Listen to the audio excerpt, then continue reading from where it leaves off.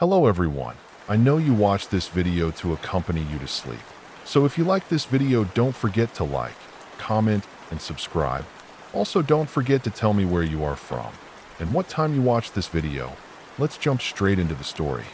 Story 1. I don't tell this story because I want sympathy or attention. I tell it because if I don't unburden it somewhere, it'll keep living inside me like it has since that winter, growing colder and sharper, chewing at my insides with teeth made of memory and silence.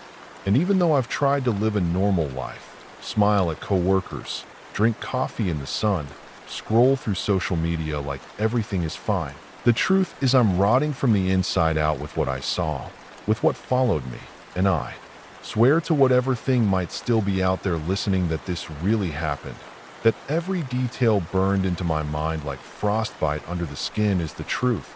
Because when I was 28 and stupid and newly broken up and craving a kind of loneliness I could control, I rented a cabin deep in the Michigan woods for a full month during off-season. No cell reception, no neighbors, no expectations. Just me and a spiral notebook and a stack of books and the sound of snow chewing up the world one quiet flake at a time. And for the first few days it was perfect, like therapy with pine trees and frozen lakes. The kind of peace you only imagine exists in a painting or a dream, or in the part of you that died when you were 12 and realized nothing good lasts forever. But then one night, I think it was the 5th or 6th night, though the days had already started to smear together like spilled ink, I woke up around 3 in the morning with the strangest feeling, like someone had walked over my grave. Except it was me lying there, cold and rigid and too aware of the creaking in the walls, the kind that wasn't thermal expansion or old wood shifting, but something slower, more deliberate, like breathing or pacing. And even though I told myself it was nothing, that I was just jumpy, I couldn't shake the feeling that something was in the cabin with me, not an animal. I know how animals sound. There was something intentional about the way this moved, something patient, like it knew I was awake and was waiting for me to acknowledge it. And when I sat up in bed and listened, holding my breath so tightly my ears roared with blood, I heard it move again. Bare feet. I swear to God, bare feet dragging across the wooden floor just outside my bedroom. And I froze. Not because I was afraid to confront an intruder, but because I knew, instinctively, that whatever was on the other side of that door wasn't supposed to exist. And I don't mean like a bear or a person or some freak with an axe. I mean it in the way that you feel when something from a dream follows you into waking life and still shouldn't be there, still shouldn't have eyes or form or weight. But there it was, pacing in slow, silent loops, pausing every so often as if pressing its face against the door. And I swear the air in the room got wet, like breathing through a soaked towel, and I was paralyzed not with fear, but with knowing. Like every cell in my body understood that this thing, this intruder, didn't come from a place you can drive back to or explain away or bleed out. It came from something much deeper, much older, a tear in the fabric of everything that leaks if you're not careful. And I must have passed out or fallen into a terror dream, because I woke up again at sunrise with no memory of what happened next, just the gut-deep certainty that something had been inside. And worse still was, because after that night, things started happening that made me question if I was still myself, or just a mirror version of me left behind to rot in the cold while the real me was taken somewhere else. Because I began losing time, whole hours, whole days, and would find myself standing in parts of the woods I didn't remember walking to, barefoot, with frostbitten toes and blood on my hands and symbols scratched into the trees around me like nests of crooked eyes. And my dreams were no longer dreams but visits. And the thing that had paced outside my door was now pacing inside my skull. And I could feel it like a tumor of cold thought, humming beneath everything, whispering things I didn't understand but still responded to. And I tried to leave. I packed my things. I loaded the car. I got as far as the tree line before the road vanished. I don't mean it was covered with snow or I got lost. I mean it was gone, as in it had never existed, as in when I turned to look behind me, The cabin wasn't there anymore either, and there was only trees and me, as if I had walked out of the world I knew and into something else that wore its skin. And the sky above me wasn't right either. Not empty, but wrong. Too full, too thick, like staring up into a living thing's eye.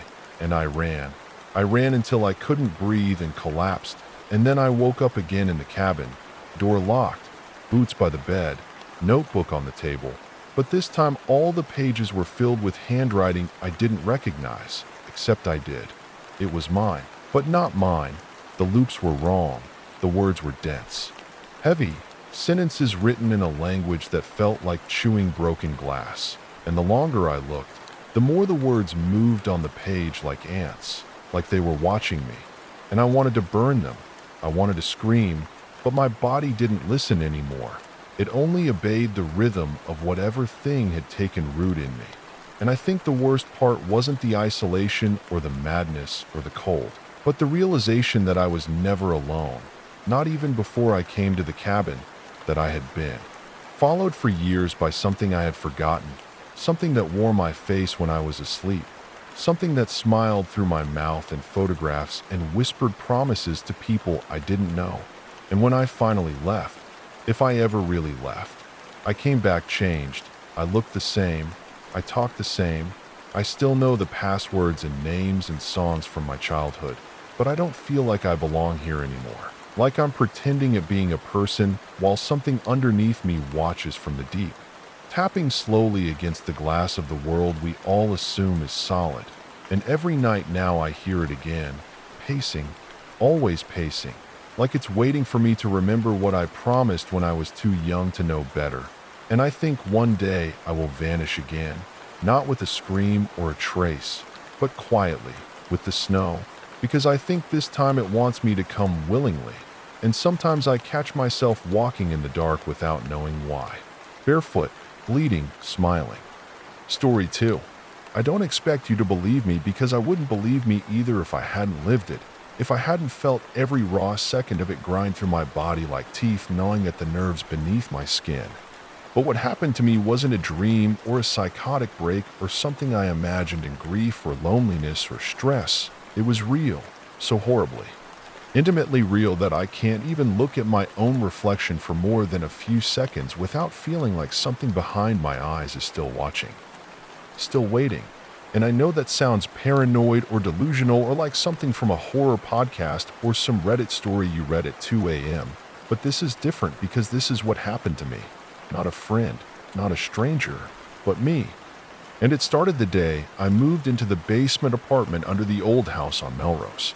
The one with the buckling stone foundation and the iron bars on the windows, and that awful smell of wet plaster and mold that never quite left no matter how many candles or sprays I used. But rent was cheap, and I was broke, just out of school, working overnight shifts at a call center for a company I still don't understand. So I didn't complain because cheap housing means you swallow your pride and ignore the weird things like the way the water would sometimes run black for the first few seconds, or the way I'd find small piles of dust in corners I had just vacuumed, or how sometimes I'd swear I heard knocking behind the pipes even when no one else was home. But what I couldn't ignore was the closet, because even though it looked normal at first, a little wooden door with a loose handle and a deadbolt above it, it was always cold. Not just cool like a draft, but unnaturally cold like the kind of air you find in a meat locker or a morgue, and there was a smell coming from it, faint, like soil and copper and old breath, and every time I opened it, even just a crack, the air in the room would change. Not like wind or pressure, but like a tension, like the space was aware of me, and sometimes I'd open it and stare into the darkness beyond the shelves and paint cans and swear I saw something move back there in the deepest corner, something just outside of shape, like shadow curling around itself. But I always told myself it was stress, fatigue, imagination, that I was just overworked and underfed and probably just reacting to the weirdness of being alone all the time. But then the dreams started, and they weren't dreams like nightmares. They were places I kept returning to every night, a narrow hallway made of wet stone, walls breathing like lungs, and a red light always pulsing at the far end like a heartbeat in slow motion. and something always waiting just around the next corner. Never seen but always felt like being hunted in a world that remembered I had done something wrong, and I would wake up gasping, heart pounding, sometimes with blood in my mouth or dirt on my hands. And the worst part was how the dreams started to overlap with real life. How I'd start seeing the same hallway when I blinked too long, or in the reflection of the microwave door, or in the window when it was dark outside. And I knew something was wrong, not just spiritually or emotionally, but mechanically. Like the gears of my reality were slipping and letting something crawl through that had no business being here. And I thought maybe I was just losing my mind until the night I found the door open, not unlocked, but physically wide open. The closet.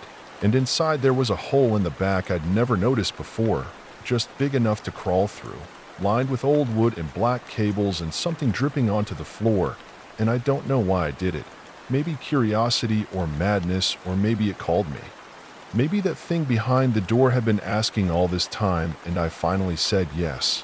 But I crawled inside, phone light leading the way, and the tunnel bent downward, farther than any basement should go, and the air grew hotter and wetter, and my skin began to sting like it was being watched from the inside. And I don't know how long I was crawling, hours maybe, until I came to a room, a stone room that stank of sulfur and meat and rot and memory, and in the middle was a figure. Human-shaped but not human, more like a shadow pretending to be a man, with arms too long and skin that looked like damp paper. And when it turned around, I swear to God it had my face, but not as it is now, as it was the day I was born, screaming. And pink and eyeless, just holes where the eyes should have been, and a mouth stretched too wide. And it opened its arms to me like it loved me, and I ran back through the tunnel, skin tearing on splinters, heart rupturing in my chest. But when I got back to my apartment, the closet door was shut, locked, sealed like it had never been opened, and I tried to pretend it hadn't happened. I really did, but things have never been the same, because now I see it everywhere, in my dreams, yes, but also in crowds, in the space between blinks, in the mirror when I'm not fast enough to look away, and sometimes I hear it whispering behind the drywall. Not words exactly, but suggestions, invitations, reminders. And my body listens in ways I can't control, like waking up with dirt under my fingernails and bruises in the shape of fingers on my ribs, or waking up in a different part of town with no memory of how I got there. And I've tried therapy, priests, burning sage, holy water, exorcisms over Zoom, you name it. But nothing helps, because I think this thing isn't attached to me like a ghost or a demon or a curse. I think it is me, or part of me. Or maybe I never came back from that tunnel at all, and I'm just the version it left behind to rot in the daylight. A hollow meat puppet walking through a world that no longer fits. And the people around me can feel it too. They don't say anything, but they flinch when I touch them, or go quiet when I walk into the room, and my eyes look wrong in photos now, like there's someone else inside them smiling with my mouth. And I don't know how much longer I can keep pretending to be normal or safe or human, when every night I feel that thing calling me back through the closet, back through the tunnel, back to the place where I was born in shadow and claimed in silence. And sometimes I stand in front of the door again, just listening, just breathing, just waiting to decide whether this time I'm finally going to crawl back in and stay. Story 3. I don't know how to start this except by saying that if you're reading this, it means I'm still trying to make sense of what happened to me, and maybe writing it down will keep it from coming back, or maybe I just need someone to believe me even if I don't deserve that belief, because part of me thinks I let it in. I fed it. I made space for it. I invited it like a guest I didn't know was starving, and now that it's been here it won't leave. And it all began the year my brother died, not suddenly. Not dramatically, just sickness that dragged for months like an anchor tied to his chest, while we all watched him get smaller and quieter and more afraid of the dark, which was strange because he'd never been afraid of anything, not spiders or storms or being alone. But near the end he'd beg us not to leave the lights off, not even in the hallway, and when we asked him why, he'd just cry and shake his head and say it was coming, and we thought he meant death, but I don't think he did. And after he passed, the house changed, not just emotionally with grief or silence, but physically, like something had sunk into the foundation and cracked it from the inside. Doors wouldn't stay closed. Lights flickered no matter how often we replaced the bulbs. And the air always felt 1 degree too cold, like something had left the window open in a room you couldn't find. And I stayed home for months afterward, not going out, not answering calls, just sitting in his room for hours at a time, breathing. In the absence, trying to feel him again. And that's when it started happening. The dreams first, always the same. A hallway of stone and teeth and dripping sound. Something huge breathing just out of view. Something with a name I'd almost forgotten. And I'd wake up with a scream strangled in my throat and the taste of rust in my mouth. And the worst part wasn't the fear but the familiarity, like I'd been there before. Like I knew the thing in the dark and it knew me, and it wasn't long before. I started hearing it while awake, behind walls, beneath floorboards, and vents, not words, but motion, scraping, twitching, and once, as I sat alone in the bathtub trying to breathe through a panic attack, I felt fingers brush the back of my neck cold. Slick fingers that left no mark but made my skin scream for hours afterward, and still I told no one, because what could I say? That my grief had grown limbs and was now touching me, that I had lost my brother and found something else in his place. But then I started blacking out, losing hours, sometimes whole nights, and would wake up with dirt under my fingernails, salt in my mouth, my sheets soaked like I'd been sweating out a nightmare that was still inside me. And once I woke up to find the floor of my closet covered in handprints, too small to be mine, too many to belong to anyone else in the house, and they were pressed in deep like something had been clawing its way out, not in. And after that I stopped sleeping altogether, just sat on the couch with every light on, watching the shadows move at the edges of the room like fish in dark water, and sometimes, only sometimes, I'd see him, my brother, standing at the end of the hall. Except it wasn't really him because the eyes were too wide and the head tilted too far, like it hadn't yet learned how to wear a face, and it would stand there for hours just waiting until I blinked, and then it would vanish, but the air would still hum with its breath. And I think it was trying to talk to me, to show me something, because soon I started remembering things I never should have forgotten, rituals we did as kids for fun, stupid little games, dares, chalk circles, reading from old books we found in the attic, laughing as we lit candles and said nonsense names. But I remembered now that there had been something else, a moment, one night when we had heard something answer, when the flame turned black and the shadows swelled and my brother screamed, and we never talked about it again. And now I think maybe it never left, maybe it just hid, maybe it attached itself to us and waited, and when he got sick it fed on him, and now that he's gone it's come for me. And I'm telling you this because last night I found something behind the wall in his old room, a space that shouldn't exist, a cavity filled with broken mirrors and teeth and bones I don't recognize, and carved into the wood were words I don't remember writing. Words in a language that made my head ring and my nose bleed. And when I touched them, I felt my body tremble in ways flesh shouldn't, like I was being pulled through myself by something hungrier than gravity, and all day-to-day things have been different. My reflection moves slightly out of sync. My shadow sometimes stretches toward places no light touches, and I'm hearing it now, even as I write this, whispering just beneath the hum of the refrigerator, promising peace, promising to bring my brother back if I just let go, if I just let it in. And my hands are shaking, but I don't want to stop, because if I stop writing it gets closer, if I stop writing it enters, and I can feel it pressing its face against the inside of my skull now, wearing my voice like wet clothing. And sometimes I wonder if I already said yes, if the moment I opened that door in the wall it slipped inside and began to eat. And I can't tell anymore which thoughts are mine and which are planted like eggs waiting to hatch.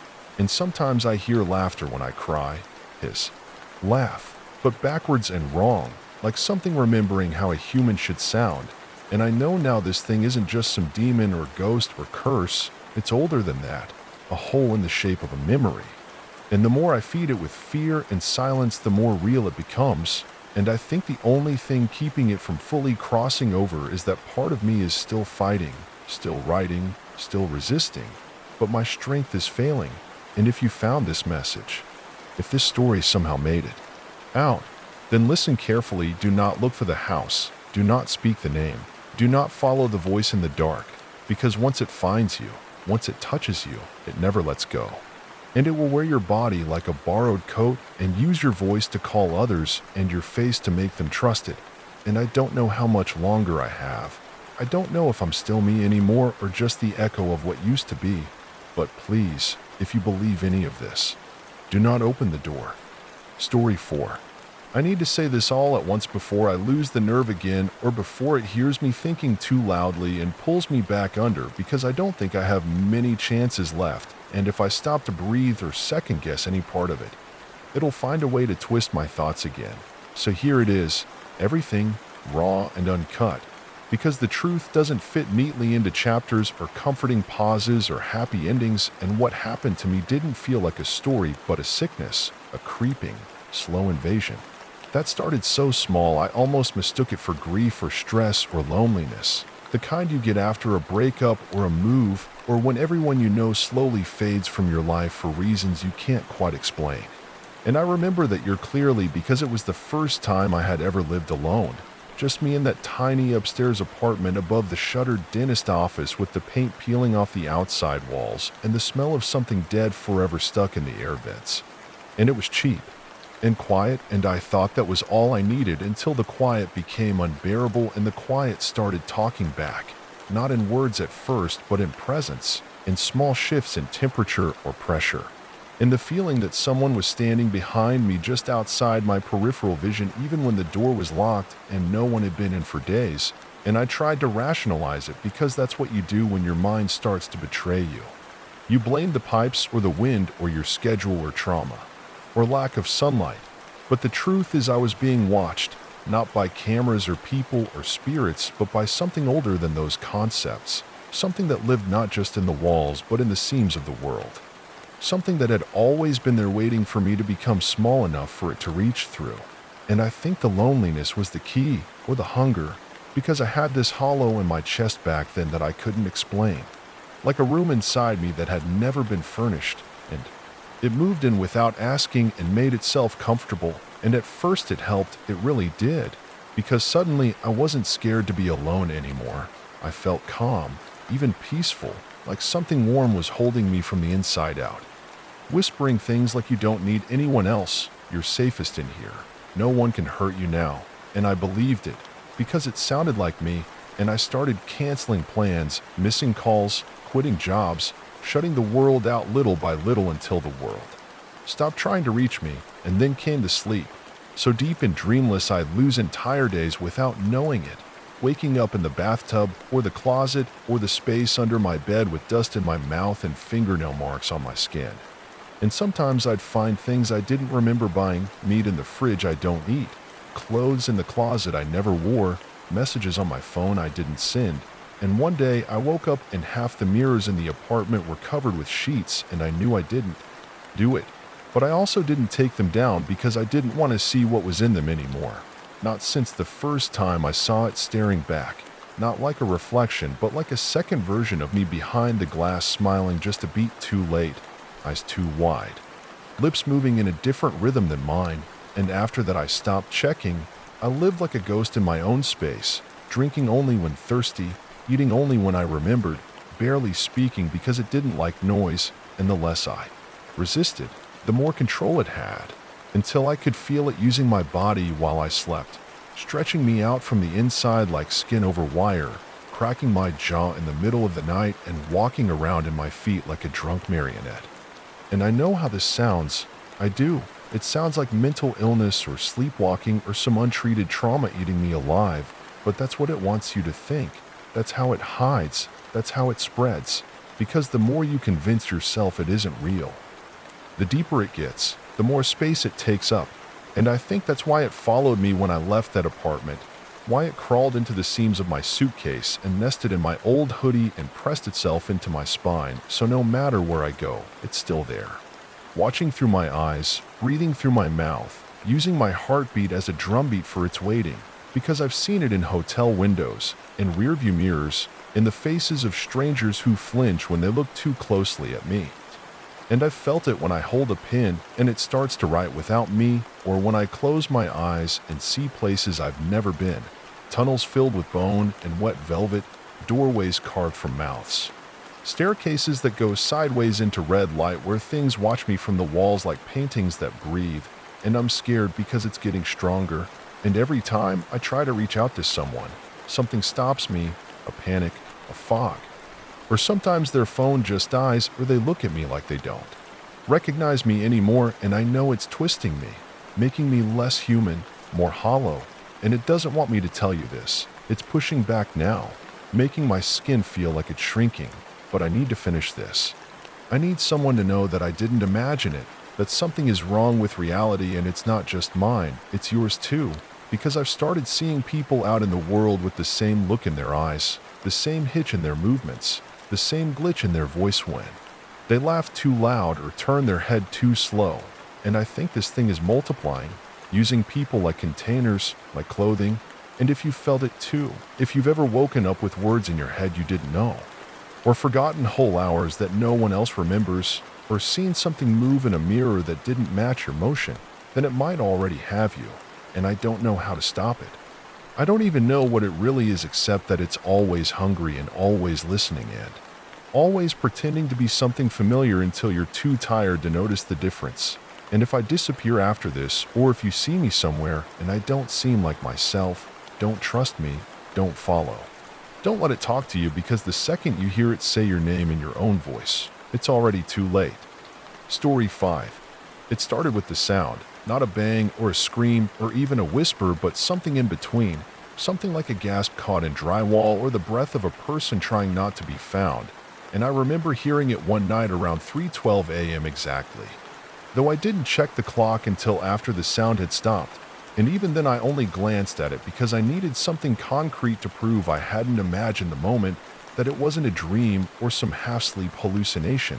But the sound came again the next night and the night after that, always at the exact same time, and it always came from the wall beside my bed. And at first I thought it was rats or plumbing or maybe some structural creak, something boring and manageable, something you could explain away with screws and pipes. But the more I listened, the more it began to sound like something alive, not just movement but intention, like the difference between wind pushing a branch and a hand tapping on glass. And soon it wasn't just the sound, but the feeling that came with it, the subtle shift in pressure, the drop in room temperature, the sense that my heartbeat wasn't mine anymore but was syncing up with something behind the wall, like a predator taking rhythm from prey. And I didn't tell anyone, because I've never been the type to believe in ghosts or demons or whatever fills the dark for people who don't know how to explain fear. And besides, I just moved into this place, a little one-bedroom in the attic level of a crooked 3-story Victorian with slanted walls and windows that didn't shut all the way, and neighbors I never saw but heard constantly, footsteps above me even though I was on the top floor, coughing below me in the apartment that was supposed to be empty. And I'd tell myself again and again that it was nothing, just the house settling or my brain adjusting to new noises, and I wanted that to be true more than anything. But after a week I started dreaming about the wall, not abstract dreams, but vivid ones, where I was standing in the hallway staring at the section of wall by my bed, watching it breathe slowly in and out like lungs made of plaster, and laugh. And I would wake up with my hands pressed flat against it, face inches from the surface, breathing with it, as if it had pulled me out of bed while I was sleeping and invited me to join whatever lived inside. And I should have left. I know I should have, but it's like it made me forget how to want to leave, like it softened my instincts. So I thought about moving out the way you think about going to the gym or calling your mother, just another chore you never quite get around to. And soon the noise became talking, not full conversations, just murmurs that would slip through the wall when the lights were off, a voice that used my name like it had known me forever, and it started saying things no one should know, things I'd buried so deep I forgot they ever existed, like the night I left my childhood dog outside in a snowstorm because I wanted to see what suffering looked like, or the time I laughed when my sister tripped and cracked her tooth and bled all over the kitchen floor, and I told her I'd help her clean up, but only if she begged. And that voice didn't accuse me of these things, it loved them, it admired them, and every time it whispered them back to me I felt just a little colder, but also a little more real, like it was stripping away everything false about me and leaving only the raw thing underneath. And then I found the door, or rather, the outline of it, in the wall where the sound always came from, a thin rectangular seam in the plaster that wasn't there before. And I touched it, stupidly, curiously, because some part of me wanted to know if it was real, if this thing had truly made something physical in my world. And the second my fingers brushed it, I felt something warm and wet on the other side press back, like a mouth kissing through a membrane, and I screamed then. For the first time in years, really screamed. But no one came, no one called or knocked. And when I looked out my window, the street was gone. Not just empty, but gone. Like the world outside had folded inward and left only blackness. And the voice said, "Good." And I knew it meant that the house had taken me in, that I wasn't just living there anymore, but living inside it, like an organ, like food. And the next day the walls began to change, not in ways anyone else would notice, but in ways I couldn't stop noticing. The grain in the wood pulsed with veins. The shadows and corners stretched too far and took too long to snap back. My reflection in the window blinked twice when I didn't blink at all, and I started losing time, great chunks of it. Whole hours or sometimes days where I'd come to and find myself holding tools I didn't remember buying, or standing in the basement with dirt under my nails and something wet crusted to my chin. And I tried to call someone, anyone, but the phone just played my voice back to me on delay, repeating my words in a rasp like they'd been filtered through smoke and teeth. And eventually I stopped trying because I knew what it wanted. It wanted me alone, completely alone, because then it could feed. And I was already so tired, so hollow, like it had been scooping me out by the handful each night I slept. And eventually the voice told me its name, not in a language I understood, but in a feeling, a sensation that filled my mouth and throat with blood and salt. And once I knew it, I couldn't unknow it. And it started living behind my eyes, seeing through me, dreaming through me. And I think the only reason I'm writing this now is because it wants me to. Because this story is how it spreads. Because the more people read this, the more doors it can make, and maybe it doesn't need walls anymore. Maybe the shape of the prison is language. Maybe the way out is actually the way in. And if that's true, then I'm already too far gone. Because I've started seeing seams in the walls of other buildings, started hearing my name in elevators and faucets and behind laughter and crowds, and I think it's growing. I think it's using me to multiply. And I'm sorry. I'm so sorry. Because I didn't mean to bring this to you. I didn't mean to let it out. But I had to tell someone. I had to scream through the page before it seals me in completely and uses my body to knock on someone else's wall. And if you hear that knock, if you feel that breath, if you dream of seams and plaster and something watching you sleep, don't answer. Story 6. It didn't begin the way I think people expect it to. There was no single moment of horror or scream or blood or revelation. No classic haunted house or cursed object or forbidden book. Just this slow, crawling sense of wrongness that started pressing into my life like fog slipping under a door, so quietly that I didn't even know I was in danger until it was far too late, until it had burrowed in, made itself a home inside me. And now I can't remember who I was before it came, or if there ever was a before. But I think it began after my father died, not because of grief or trauma or any kind of emotional spiral, though people love to use that as a way to excuse what happened to me, to rationalize it as some breakdown or hallucination born of loss. But I know it began then because I saw something at his funeral, something standing just behind the trees while they lowered his casket into the ground. Something tall and thin and watching me with eyes that had no whites, no irises, just two deep circles of endless movement, like whirlpools or smoke spinning inward, and I remember blinking and it was gone. But I also remember that the temperature dropped just before I saw it, and the wind that blew through the leaves didn't touch my skin.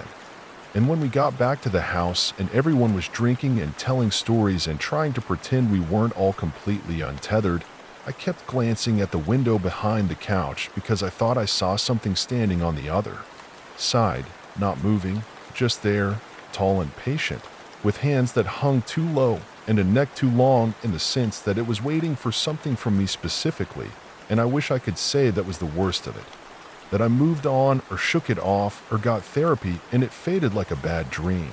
But that would be a lie, because it followed me home. It followed me across the country. It followed me into every room, every reflection, every silence. And at first it only appeared at night, always in the corners of my room or outside the window no matter what floor I was on. And I convinced myself I was dreaming, that it was grief or guilt or something psychological. But then I started losing time, sometimes just a few minutes here and there, other times hours or even a whole day. And when I came back, I'd find strange things around me like piles of dirt in the bathtub, feathers under my pillow, mirrors turned around to face the wall, or my closet door open with every item of clothing stacked neatly in a circle on the floor. And I'd laugh nervously and tell myself maybe I was sleepwalking. Maybe I was doing it all to myself. But one morning I woke up with mud under my fingernails and blood on my hands. And there was nothing dead in the apartment, no animal or injury, just the lingering metallic smell and a scrape on my wrist in the shape of 3 long fingers. Not scratches, not nails. Just the imprint of pressure, like something had grabbed me tightly but not to hurt me. Almost like to claim me. And that's when the dreams began. Not metaphorical ones, not weird subconscious cartoons, but vivid, sensory-perfect dreams of standing in a field at night while hundreds of pale figures circled me without moving their feet. Their mouths wide open but completely silent, and above us there was something in the sky that was not a moon but was round and breathing and watching. And every time I woke from those dreams I would find myself a few inches closer to the mirror. Always the same mirror, the one in the hallway that used to be my grandmother's, and in the reflection, I'd see my face smiling when I wasn't, or blinking when I didn't, or whispering words I couldn't hear, and eventually I couldn't sleep at all. Because when I did, it felt like it was using my body for something, like I'd wake up and the bed would be soaked in sweat, my mouth dry like I'd been screaming, and once I woke with my fingers stuffed into my throat, choking myself, and I felt no fear, no panic, just this numb resignation. And after that I didn't even feel like a person anymore. I stopped going to work, stopped answering messages, because every time I tried to connect with someone it would interfere, it would twist my words, drop my calls, make them forget I existed, and the isolation was perfect, like it had planned every step. And then came the voice, not from the outside, but from within, echoing around the inside of my skull like a second heartbeat, calm and constant, saying you're almost ready, you've almost shed enough, soon you'll open. And I didn't understand what that meant until I started waking up with my skin marked in shapes I couldn't explain. Lines and spirals and symbols that faded after an hour but burned while they lasted. And the worst part is that part of me liked it, felt seen by it, felt important, like I was becoming something larger, something more. And the fear was always there, but it was wrapped in awe, like I was witnessing a god that had chosen me specifically, and that made the horror feel sacred, like being drowned by a priest. And eventually the thing began appearing in my room when I was fully awake, always at the edge, never touching me, just watching for hours. And I'd sit in the corner shaking while its head tilted one direction and then the other, impossibly slowly. And I began to understand it wasn't a ghost or demon or alien, it was something older, something that existed before language, before form.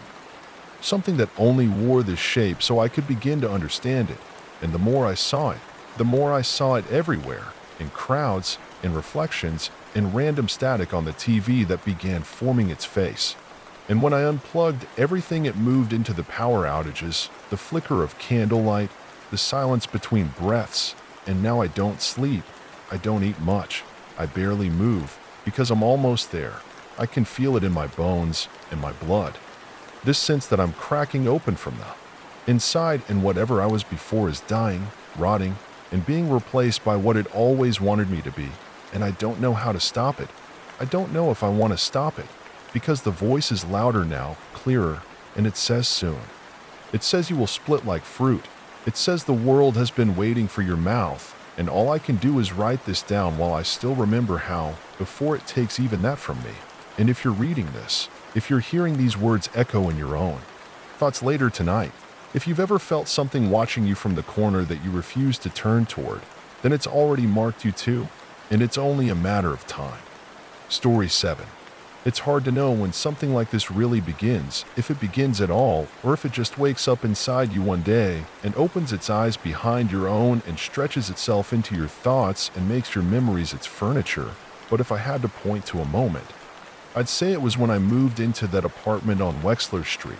Not because anything was obviously wrong at first, not because the walls bled or the lights flickered or anything ridiculous like that, but because of how normal everything seemed. Too normal, the kind of clean and quiet that feels like it's hiding something, like a hotel room someone just died in, but they turned the mattress over and sprayed it with citrus, and I didn't notice it at first, not really, because I was distracted.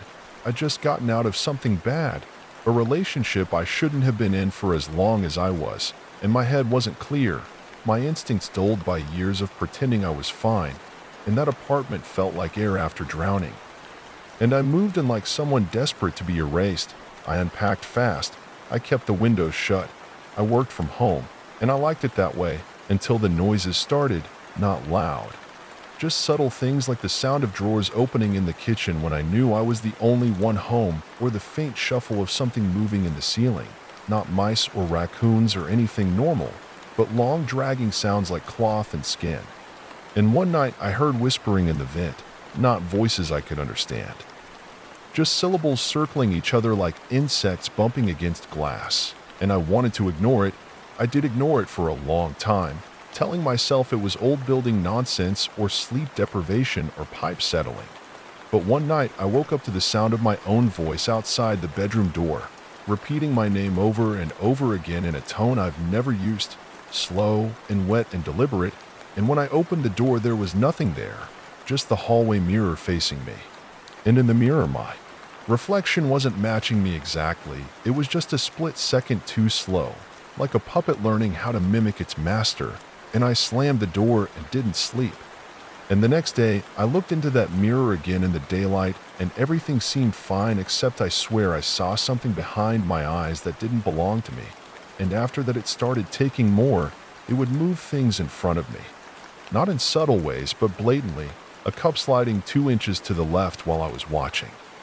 Or lights turning off one by one as I walked down the hall, and my neighbors started avoiding me, even though I never told them anything, even though I barely talked to them.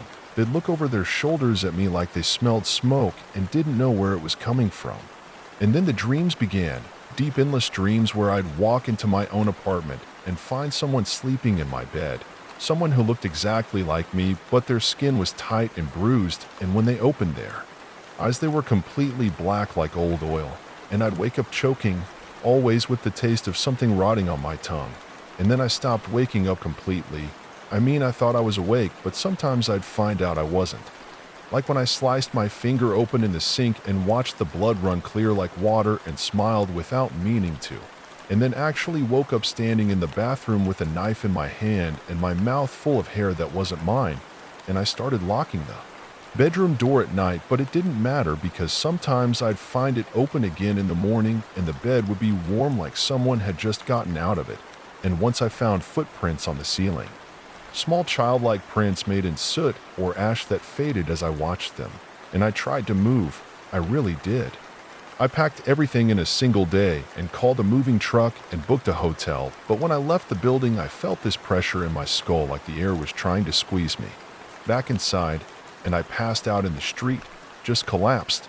And when I woke up I was on my couch, unpacked, as if none of it had happened, and every single item I had boxed up was in its original place, perfectly arranged. And the door was deadbolt from the inside, and I just sat there staring at the wall where the cracks now spelled words I couldn't read but felt in my chest like commands. And I stopped trying after that. I stopped pretending there was a way out, and I started listening. Really listening. And it began talking to me in my own voice, not from the vents or the mirror anymore, but from inside my head, like it had finally found the door it was looking for. And it told me I was doing well, that the transition was nearly complete, that soon I'd be like the others. And when I asked what others, it showed me, not through images but through memory, like it inserted someone else's experience into my brain. And I saw all the people who had lived here before, the man who gouged his eyes out with his keys, the woman who swallowed her own tongue and laughed the whole time, The teenager who nailed his shadow to the wall and bled out before anyone noticed, and I saw the thing behind it all. The presence that lives not in the walls or the floorboards, but in the spaces between.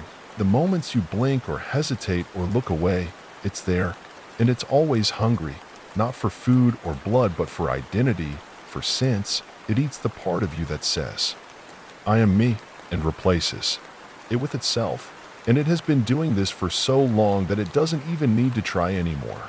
It just waits, patient as rot, until someone broken enough moves in and leaves the door open without realizing it. And that someone was me. And I know this now because I haven't seen my reflection in 3 days, and I no longer dream with my own eyes, and I woke up yesterday humming a song I've never heard but know every word to. And when I opened the fridge, all the food inside was made of teeth. Just neat little rows of molars and incisors wrapped in plastic like ground beef. And I didn't flinch. I just closed the door because it wasn't surprising, because I'm not surprised by anything anymore. And I think that's the final stage. When the surprise is gone and all that's left is obedience, and now it's almost done, I can feel it sitting in the back of my skull, waiting for that last little spark to burn out so it can wear me completely. And I don't know how much longer I'll be here, really. Here, but I'm writing this down because maybe it helps. Maybe it's a flare, a warning, or maybe it's just part of the process. Maybe it wants this too. Maybe it speaks through stories like a virus through breath. And maybe now that you've read this, you'll start seeing your own reflection blink too late, or hear your voice from the next room when you're home alone. And if you do, I'm sorry, truly, but I didn't write this to save you. I wrote it to stop being alone. Story 8. It started, I think, with the silence. Not a normal silence, but the kind that hangs after a sound you can't remember hearing. A quiet so thick it vibrates. And it was in that quiet that I first noticed the shift, the subtle way my apartment no longer felt like mine. Like the air wasn't made for me. Like every object had been placed just slightly wrong by someone who didn't understand what living felt like. The forks rearranged. The books off by one on the shelf. My shoes moved a half-inch to the left, but never where I left them. And I tried to ignore it. I really did. Because I thought maybe I was tired, stressed, slipping in a way that could be fixed with sleep or a walk or a pill. But then I started hearing footsteps above me at night. And I live on the top floor.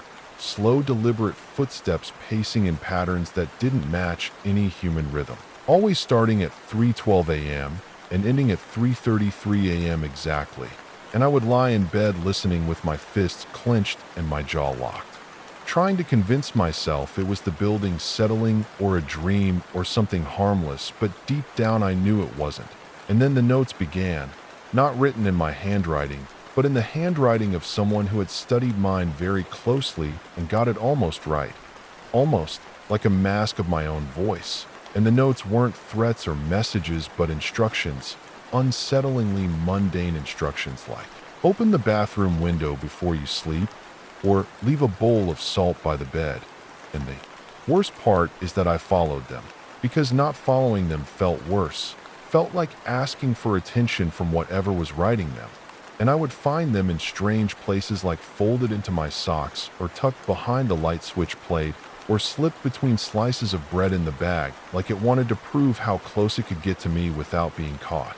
And one night, I came home to find every mirror in the apartment covered with bed sheets and duct tape, and another note that said, do not remove until sunrise. And I didn't, not because I believed in ghosts or demons or any of that crap, but because I felt like something was watching, not from inside the mirror, but from behind it. Like the reflection itself had started to develop depth. Like if I peeled the sheet back, I wouldn't see myself, but something waiting to take my place. Something that had been practicing my smile in the dark. And after that, I started waking up in different positions than I fell asleep in. Always. Facing the mirror, even though the sheets never moved. Always cold. Always with dirt under my nails and splinters in my fingertips like I'd been digging somewhere. And then came the smell. Faint at first, like wet wood and burnt hair, and it got stronger day by day no matter how much I cleaned, like it was seeping from the walls or from inside me, and my skin started to itch, not in one place, but everywhere, like there were things moving under it. And sometimes I'd scratch and scratch until I bled, but there was nothing there, nothing to pull out. And I stopped seeing people, not because I didn't try, but because they stopped noticing me, like I was fading, like I'd pass people in the hallway, and they wouldn't even flinch, wouldn't return my greetings, wouldn't acknowledge me at all. And once I went to a cafe and ordered coffee, and the barista looked me in the eyes and said, "You're not supposed to be here." And I laughed nervously, but she didn't blink, just turned away and called the next customer. And I walked out and never went back, and my phone stopped working except at exactly 3:33 a.m. when it would buzz with a text that just said, "Almost," always from a number with too many digits and symbols I didn't recognize. And I'd delete it, but it would return the next night, always the same word.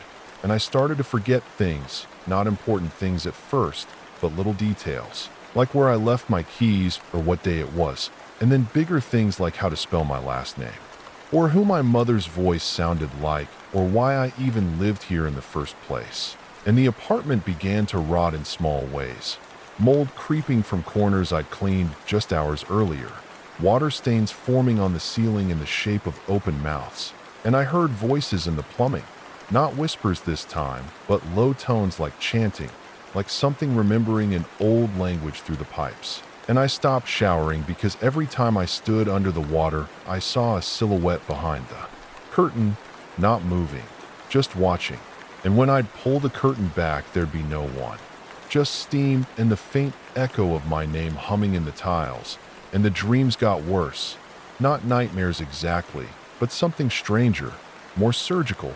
Dreams of operating tables and people, without faces and long corridors where gravity bent sideways, and I would wake up sore and bruised like I'd been lifted and dropped and carried. And sometimes I'd wake up with my mouth full of mud or hair or paper in it. Once I coughed up a tiny piece of metal shaped like an eye and I kept it in a jar, but the next day the jar was full of teeth and no metal at all. And I called my brother and he didn't know who I was. Not like he'd forgotten me, but like I never existed at all. And I found my birth certificate shredded in the oven, and the light bulbs burned out in patterns, always leaving one room in perfect darkness, the same room every night. And I stopped going in, and I stopped trying to leave because every time I did something would follow me back, something I couldn't see but that made my shadow too long, my reflection too slow, and I could hear it breathing behind me. Always just behind, and I started to wonder if maybe I had died. Maybe all of this was punishment, or maybe I had been replaced, and this was what was left behind, a ghost of me echoing through walls no one else hears. But then one night, the silence stopped, and I heard a voice. Not a whisper, not a growl, but a voice identical to mine say, "You're ready now." And every light in the apartment went out at once, and the mirror sheets all fell at the same time. And I saw myself in every reflection, but each version of me was different. Older, younger, decaying, smiling, screaming, and all of them mouthing something I couldn't hear. And the walls began to close. Not literally, but in a way I felt in my bones, like the building was folding inward to a single point. And I knew I had to write this down before I forgot how. Because every part of me is turning into something else, something quieter, and I don't know if I'm still human or if I ever was, because I keep finding pieces of myself I don't remember growing. Extra teeth, nails on the wrong side of my hands, skin that isn't the right color, and I don't remember the last time I blinked or the last time I felt hunger, and the voice speaks all the time now, not just at night, telling me that the process is almost complete and soon I will return. And when I ask, return where it just laughs and the walls throb like lungs. And I know that when the last mirror breaks, I will walk through what's left and I will not come back. Story 9. I don't know what I am anymore, and I don't say that lightly. I don't say that to be poetic or strange or to unsettle you. I say it because it's the only thing that's true anymore, the only anchor left in the shifting, sickening reality that wraps around me tighter every time I breathe. And if I could find the start of it, the first crack in the glass, I'd tell you exactly where to look. But the truth is it didn't begin like a storm or a scream or an explosion. It began with a knock, one knock. Not even particularly loud, just a single knock at my door on a Tuesday afternoon when everything else in the world seemed perfectly normal. The sun was out, birds were chirping, I had dishes in the sink and laundry tumbling in the dryer. And then I heard that knock and I waited because I wasn't expecting anyone. And I remember so clearly the sound of the wind outside just pausing as if nature itself had stopped breathing to see what I would do. And I opened the door and no one was there. Just a box on my welcome mat. A simple wooden box with no name, no address, just the weight of something very old sitting in silence. And I should have left it there. I should have burned it, thrown it in the river, buried it. Anything but what I did, which was pick it up and bring it inside, because curiosity is the cousin of doom, and I was always too curious for my own good. And I didn't even open it at first. I just stared at it for hours while the light outside changed from afternoon gold to night black. And when I finally lifted the lid, there was no sound, no dramatic burst of wind or growl or shriek, just something quiet and cold breathing from inside the box without lungs. And I don't remember seeing anything inside it, not at first. Just the feeling of being watched from below, as if the box was deeper than it looked, like a hole punched through the fabric of my apartment and straight into something else. And from that point forward, things stopped behaving the way they were supposed. Time folded, hours vanished, objects shifted when I looked away, mirrors began to show parts of me that didn't move right, and I started losing chunks of myself, first memories, then routines, then names. I'd stare at my own reflection and forget what to call the shape I saw staring back, and my voice began to crack in ways I couldn't explain, like someone else trying to use my throat, like another mind pushing through the cracks in my skull, and people noticed, at first in small ways, asking if I was all right, if I'd been sleeping, but then they stopped talking to me entirely, as if they were being warned off by something they didn't consciously understand, crossing the street to avoid me, refusing to meet my eyes. And every photograph of me taken after the box arrived showed something wrong, something impossible. Either my eyes were just too dark, or my smile was slightly off-center, or there were extra fingers, not 5 but 6 curled casually around a coffee cup. And no one said anything, but I could see the unease grow, and I became a stranger in my own body, watching it do things I didn't remember deciding to do, waking up with blood under my fingernails and no wounds, finding writing on the walls in languages I've never studied, but now somehow understand in the back of my mind like a memory I didn't live. And the dreams, God, the dreams, endless staircases made of bone, rooms made of breathing flesh, doors that open into themselves, and something following me. Always behind me, its limbs too long, its mouth stretching wider than it should. And the worst part is that it doesn't run, it just walks, and always catches up. And I thought I could fix it by destroying the box, but when I tried to burn it, the fire wouldn't touch it, just danced away like it was afraid. And when I buried it, the earth spit it back out. And when I dropped it in the river, I found it waiting on my kitchen counter the next morning, slightly wet, humming low and slow, like a lullaby sung through teeth. And the box wasn't empty anymore, not visibly, not literally, but I could feel the weight of something inside it, something that didn't come from here. And sometimes I'd hear scratching from inside it, not frantic or angry, but rhythmic, like it was writing something, spelling something out with claws. And then I began to change, not all at once, but in pieces. I'd look down and see my fingers were longer than they used to be, my skin thinner, almost translucent. In some lights, veins moving not with blood, but with something darker, something thicker, and my mouth doesn't close right anymore, like my jaw's been slowly dislocating over time, and food tastes wrong, all of it. Even water tastes like ash and salt, and I haven't eaten in days, but I don't feel hungry. I feel full of something that doesn't belong to me. And sometimes I'll be halfway through saying something before I realize I don't understand the language coming out of my mouth. And sometimes I'll hear whispers from the box that sound like my own voice explaining things I don't remember learning, about gates beneath the world, about the things that sleep between seconds, about how names are anchors and mine has been severed. And I keep hearing the phrase, when you forget what you were, you become what waits. And I don't know who said it first, me or the thing in the box. And now there are people outside my apartment. Not people exactly, more like shadows in coats, shapes. Pretending to be human, they don't knock or speak or move. They just wait. And sometimes I see them in the windows of neighboring buildings, standing still, always watching. And my phone hasn't worked in weeks, and the clocks don't agree with each other, and I've started hearing a second heartbeat that doesn't match mine. Slower, heavier, deeper, and I think it's the box, or the thing that came from it. And I think it's moving closer to the surface every day, and I don't know what will happen when it finishes climbing out of me, but I know it's using my memories as a ladder. I know it's replacing me one thought at a time. I know it's wearing my smile and practicing my walk and waiting for me to sleep just a little too long so it can finish. So it can step fully into the world.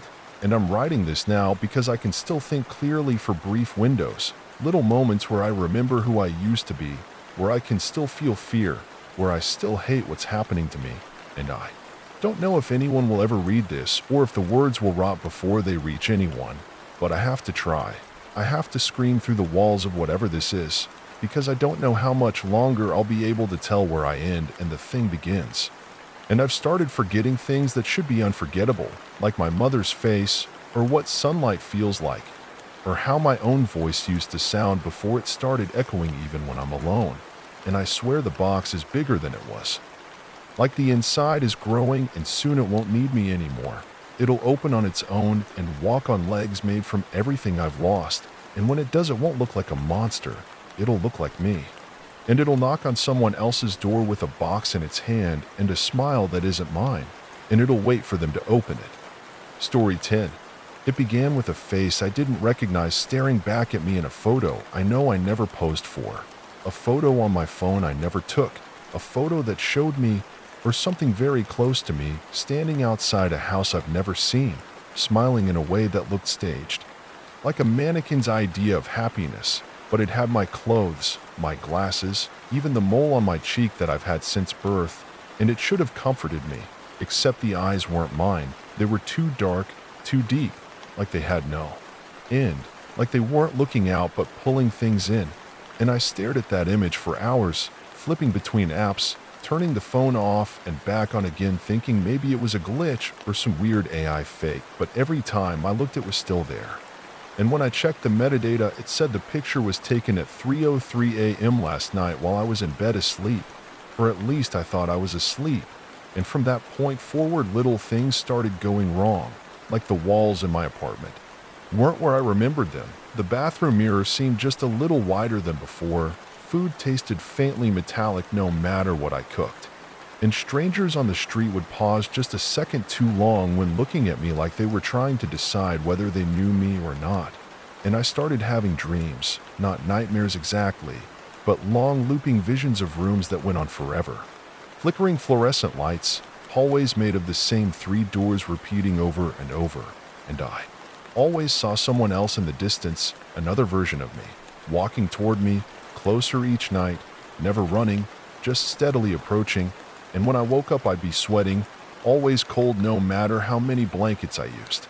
And my furniture would be slightly moved, just an inch or two out of place. And I convinced myself it was sleepwalking or stress or both until the morning I found writing on my bedroom wall, not scratched or painted but grown into the plaster like veins. Lines of some script I've never seen but somehow understand in dreams. Words that pulse like they're alive, like they're watching me, and every attempt to clean it just made it worse, the letters returning by nightfall, deeper and thicker and closer to the floor, and then came the whispers. Not loud, not aggressive, but constant and impossible to ignore, like a conversation happening in the walls, except they knew my name. Said it over and over with voices that sounded like family, friends, people I hadn't heard from in years. And I started unplugging everything in my apartment, thinking maybe it was some kind of feedback or broadcast interference. But it didn't help, and sometimes the whispers would shift to laughter, low and wet like someone trying not to choke on it. And I caught myself staring at screens longer than I meant to, seeing shapes move in the reflections behind me even when I was alone, shapes that stood still when I turned, always just outside the reach of my eyes. And I stopped, trusting mirrors because my reflection didn't always move when I did. And I once watched it blink 5 seconds after I did, like it had forgotten it was supposed to pretend. And I threw a sheet over the mirror and left it there because I couldn't bear the idea of it remembering something before I did. And my neighbors began disappearing, one by one, their doors open in the mornings with keys still in the locks, food still on their stoves, showers still running, but no one ever came back. And no police tape, no questions, just emptiness. And when I asked the landlord, he looked at me with tired eyes and said, "You're not supposed to notice," and went back to sweeping a floor that wasn't dirty. And I started finding doubles of my things. Like I'd open a drawer and find two of the exact same wallet, both with my ID, both slightly different photos, and I would try to throw one out, but it would be back the next day. And when I tried to cut it up, it bled. Not ink, not dye, but something thick and red and pulsing that smelled like static and teeth. And I stopped leaving my apartment because the streets no longer made sense. The signs were changing. The same intersection would lead to different places depending on which direction I came from. And one night, I tried to leave the city entirely and drove for 6 hours only to find myself back in my own parking lot with the gas tank full and no miles added to the odometer. And that's when I realized it's not the apartment that's wrong. It's the world, or maybe me, or maybe both. And I started hearing my own voice in the walls repeating phrases I'd never said out loud, whispering secrets I'd never told anyone. And sometimes it would say things I hadn't thought yet, like it was rehearsing my future. And I found a notebook under my bed I didn't remember buying, filled with pages of handwriting that was almost mine but not quite, filled with warnings, riddles, drawings of eyes and teeth and maps that didn't match the world as I knew it. And every day the last page rewrote itself with the same message: don't let it inside you. And I started locking every door in the house, sealing windows, unplugging outlets, and still I'd wake up with mud on my feet, hair in my mouth, strange bruises on my ribs and patterns that looked like fingers. And I tried to call my sister, my last real family, but she didn't recognize my voice, said her brother had died 5 years ago, and hung up crying.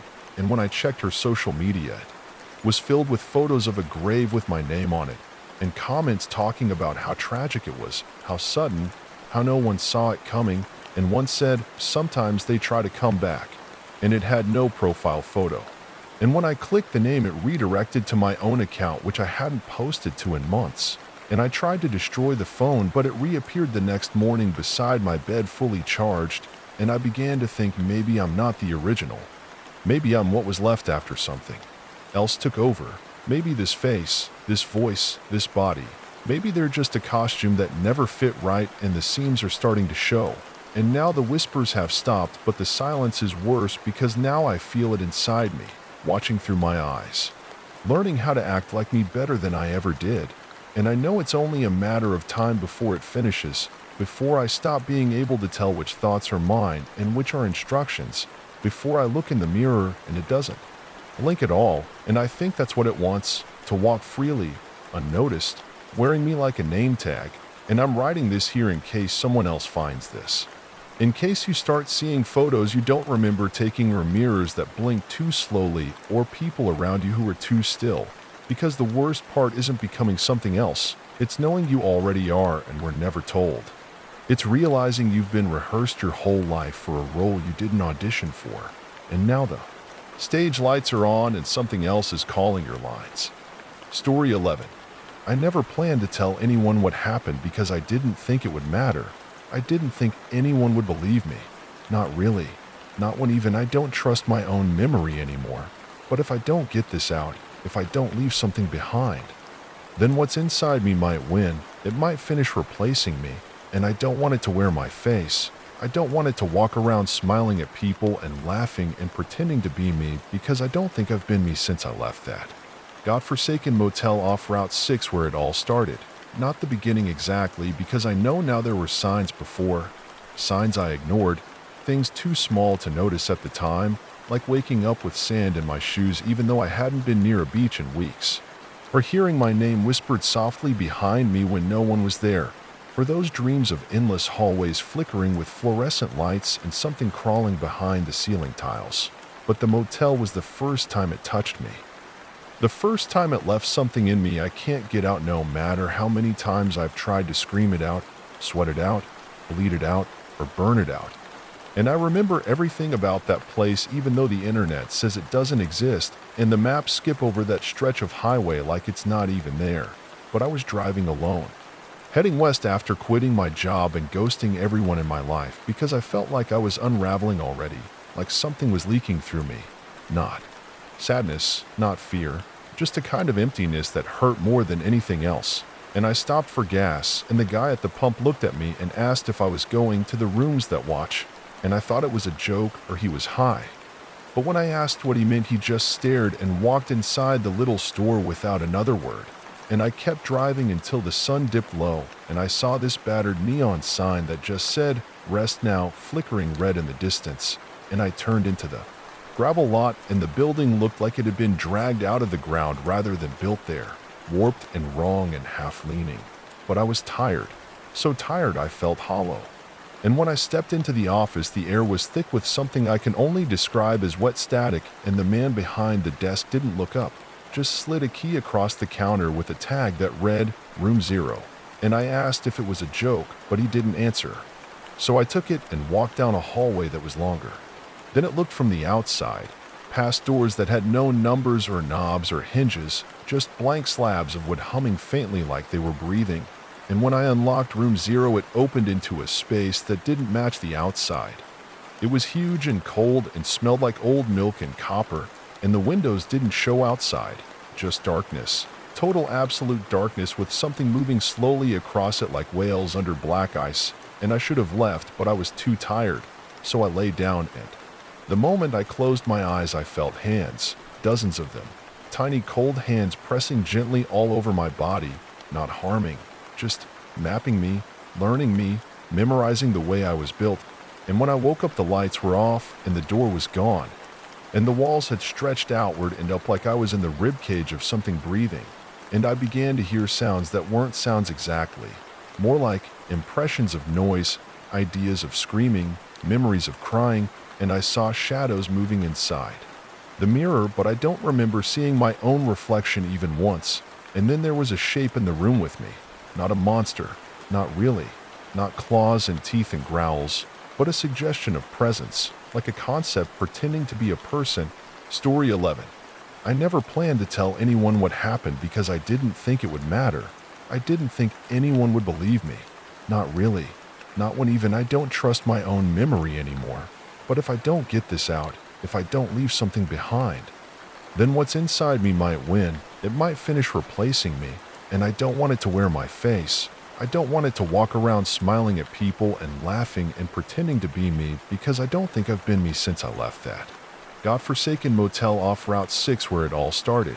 Not the beginning exactly, because I know now there were signs before, signs I ignored, things too small to notice at the time, like waking up with sand in my shoes even though I hadn't been near a beach in weeks, or hearing my name whispered softly behind me when no one was there, or those dreams of endless hallways flickering with fluorescent lights and something crawling behind the ceiling tiles. But the motel was the first time it touched me. The first time it left something in me I can't get out no matter how many times I've tried to scream it out, sweat it out, bleed it out, or burn it out. And I remember everything about that place even though the internet says it doesn't exist and the maps skip over that stretch of highway like it's not even there. But I was driving alone, heading west after quitting my job and ghosting everyone in my life because I felt like I was unraveling already, like something was leaking through me. Not sadness, not fear, just a kind of emptiness that hurt more than anything else. And I stopped for gas, and the guy at the pump looked at me and asked if I was going to the rooms that watch, and I thought it was a joke or he was high. But when I asked what he meant, he just stared and walked inside the little store without another word. And I kept driving until the sun dipped low, and I saw this battered neon sign that just said, "Rest now," flickering red in the distance, and I turned into the gravel lot, and the building looked like it had been dragged out of the ground rather than built there, warped and wrong and half-leaning. But I was tired, so tired I felt hollow. And when I stepped into the office, the air was thick with something I can only describe as wet static, and the man behind the desk didn't look up, just slid a key across the counter with a tag that read Room Zero, and I asked if it was a joke, but he didn't answer. So I took it and walked down a hallway that was longer. Then it looked from the outside, past doors that had no numbers or knobs or hinges, just blank slabs of wood humming faintly like Story 12. I don't know how to explain this without sounding insane, but I swear to you this is real. This is happening. And if it's happening to me, then it could happen to anyone, which is why I'm writing this now before I forget again. Before the gaps widen and my thoughts are no longer mine, and the words that come out of my mouth are too smooth, too calculated, too perfect to be truly human, because I know what I sound like now, and I know what I felt like before, and they don't match anymore. There's a delay in my heartbeat, a rhythm that doesn't sync with my breathing, like something underneath the surface is keeping time to a different pulse, and I didn't notice at first. I just thought I was tired, overworked, maybe depressed, just like everyone else. But then things started shifting, little things, like I'd walk into a room and forget why I was there. Not just normal forgetfulness, but an actual void in memory, like someone had sliced the last 5 minutes out of a film reel and stitched it together with surgical precision. And when I looked in the mirror, I would feel this brief pulse of recognition, like I was seeing someone I knew, not myself, but someone I hadn't seen in years, someone I used to be. And then it would flicker back, and I'd see the bags under my eyes and the pale skin and the tiny fracture at the edge of my left eye like a hairline crack in a window, and I chalked it up to stress or maybe age until the dreams began. And those dreams were not dreams the way you think of dreams. They were memory dumps, raw information being forced into my head while I slept. Visions of deep black water filled with teeth, endless corridors covered in vines that whispered in languages I've never heard but somehow understood. And always this feeling that I was being prepared, reshaped, hollowed out slowly and filled with something more patient than me, something that could wait forever if it had to. And it wasn't until I started losing time in public that I knew something was truly wrong. Like I'd be walking to the store, and then suddenly it was dark and I was back home with grocery bags I didn't remember packing filled with things I'd never buy: canned meats, powdered bone broth, strange jars filled with cloudy fluid that looked like something grown rather than cooked, and my phone would have photos of things I didn't take, blurry images of alleys, sewer grates, animal corpses split open and smiling. And when I tried to delete them, the files would reappear the next morning with new timestamps, and I started hearing voices inside my head, but not the kind that scream or laugh or beg. These were clinical, calm, like a teacher explaining something complex, and the worst part is I understood them. Even though they weren't in any language I knew, I understood what they were saying and what they wanted me to do, and I resisted at first. I really did. I took sleeping pills to stay unconscious. I drank until I couldn't stand. I locked myself inside closets, tied myself to furniture, and still I would wake up elsewhere, sometimes half buried in mud, sometimes beneath bridges I've never seen before with strange symbols drawn in the dust around me, and people staring at me from across the street as if they recognized something in me, as if they knew what was growing under my skin. And then the physical changes started, nothing dramatic, just subtle things at first, like the way my skin didn't bleed when scratched, or the way my reflection seemed to lag half a second behind my movements, or how when I bit my tongue it didn't hurt, it tasted sweet, like copper and sugar and rot. And one night I saw something in my eyes in the mirror, not a shape but a depth, a tunnel leading somewhere else. Something blinking behind the surface like I was just a window and something else was looking out.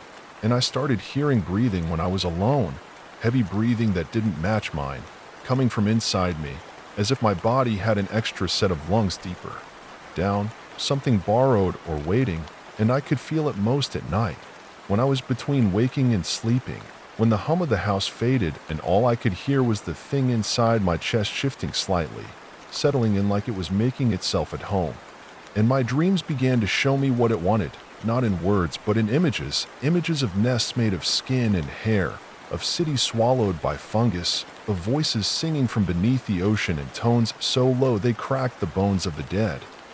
And I knew then that it wasn't a parasite in the traditional sense. It wasn't killing me, it was making me something else, using me as a framework for a better design, one that could last longer, hide better, suffer less, and I tried to fight it again.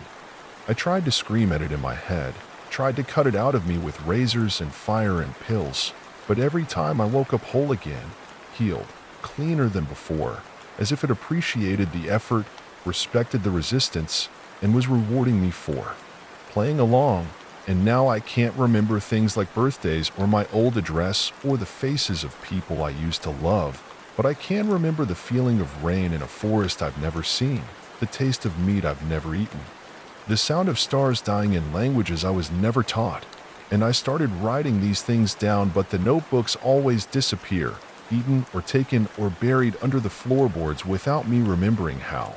And the people around me don't notice anything's wrong. They say I look better, healthier, more confident, more mature, and when I look at their eyes now, I don't see eyes. I see doors. I see little cracks that could be pried open.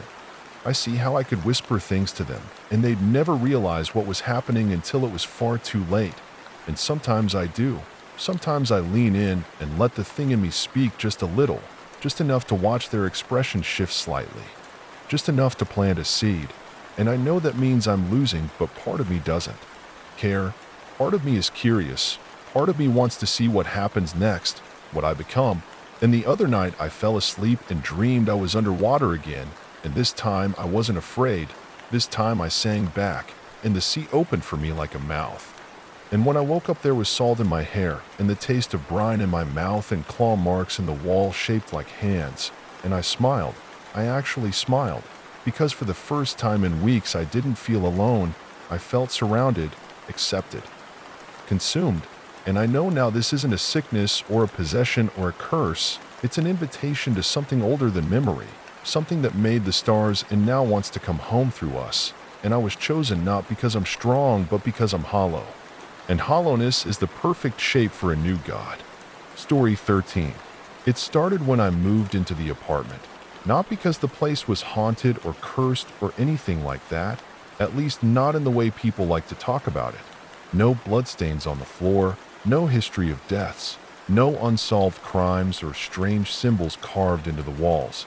Nothing cinematic or dramatic. Just a quiet space in an old building with cracked tiles, flickering lights, and the smell of stale air that never quite went away no matter how often I opened the windows.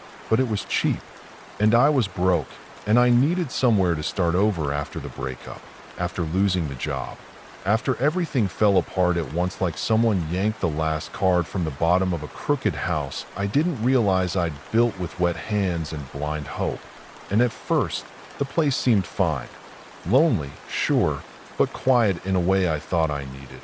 Until the silence changed, until it stopped being empty and started being thick, full of something I couldn't name, like when you walk into a room where someone was just talking about you, and you know something's wrong, but no one says it out loud. And I started hearing the quiet differently, like it was alive, like it was breathing behind the drywall. And I'd sit in my bed at night and realize the creaks in the ceiling and the taps in the pipes weren't random anymore. They were rhythmic, like speech or song or counting. And when I put my ear against the wall, I'd hear a soft whisper I couldn't quite make out. Something like my name said, backwards or underwater. And I thought maybe it was just the neighbors, even though the landlord told me the other apartments were empty, still being renovated. And when I asked if anyone had keys or access, he looked at me too long before saying no, then changed the subject. And that was the first time I got the sense that someone else already lived in the building, someone who didn't use the doors. And I started noticing little changes, like things in my kitchen moving a few inches overnight, or my toothbrush feeling damp before I used it, or the closet door being open even though I always shut it before bed. And one night I came home and found the bathroom mirror fogged up as if someone had just taken a shower, but the air was ice cold and the tub was dry. And in the fog I saw what I thought was a word, not written by a finger, but formed by uneven breath patterns, a jagged almost word that changed shape when I blinked, like it didn't want to be known but needed to be seen. And I told myself I was imagining it, that it was stress or isolation or the beginnings of a breakdown, until the night I saw myself standing in the hallway, not a reflection, not a dream, But myself, same face, same clothes, same posture, but a second too slow, like it didn't know how to mimic me correctly. And when I stepped forward, it didn't move.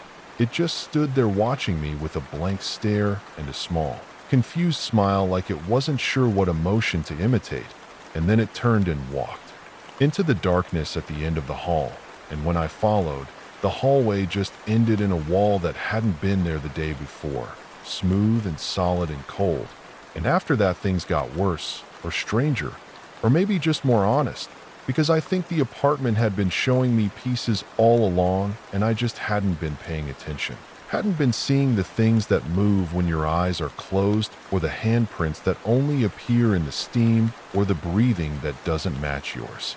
And I started waking up with bruises I couldn't explain, long parallel lines down my legs, circles on my shoulders like suction marks, and my nails looked different, too smooth, too clear, as if they'd been grown in someone else's skin and glued onto me. And I stopped dreaming the way I used to, stopped having scattered images or half memories, and instead dreamed of a room made of mirrors that never showed me, but showed something close to me, something trying to understand how to be me. And I could feel it practicing my voice in those dreams, could hear it stumbling over my laugh, getting the pitch wrong, and the more it learned, the more tired I became, like it was feeding on the parts of me it liked best. And then came the mornings where I'd find recordings on my phone I didn't make, audio files of me talking to someone who never responded, me asking questions I'd never asked, like, how much longer do I have? And do they all forget like this? And the replies were just silence, or the sound of something wet and soft dragging across tile. And I started losing time, hours at first, then days. And I'd come to with no idea how I got where I was. Sometimes in my bed with my clothes soaked in sweat, sometimes in the bath with my hands pruned and eyes red, once in the basement with dirt under my nails and a mouth full of ash.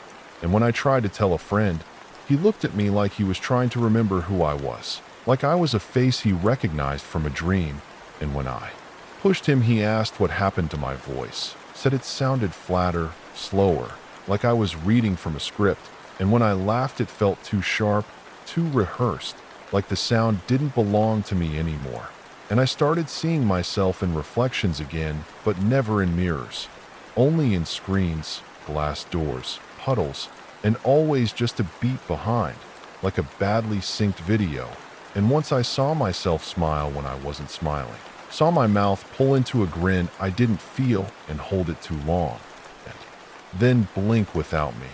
And I knew it wasn't about the apartment anymore, that whatever this was had followed me home, or had always been there waiting for me to notice.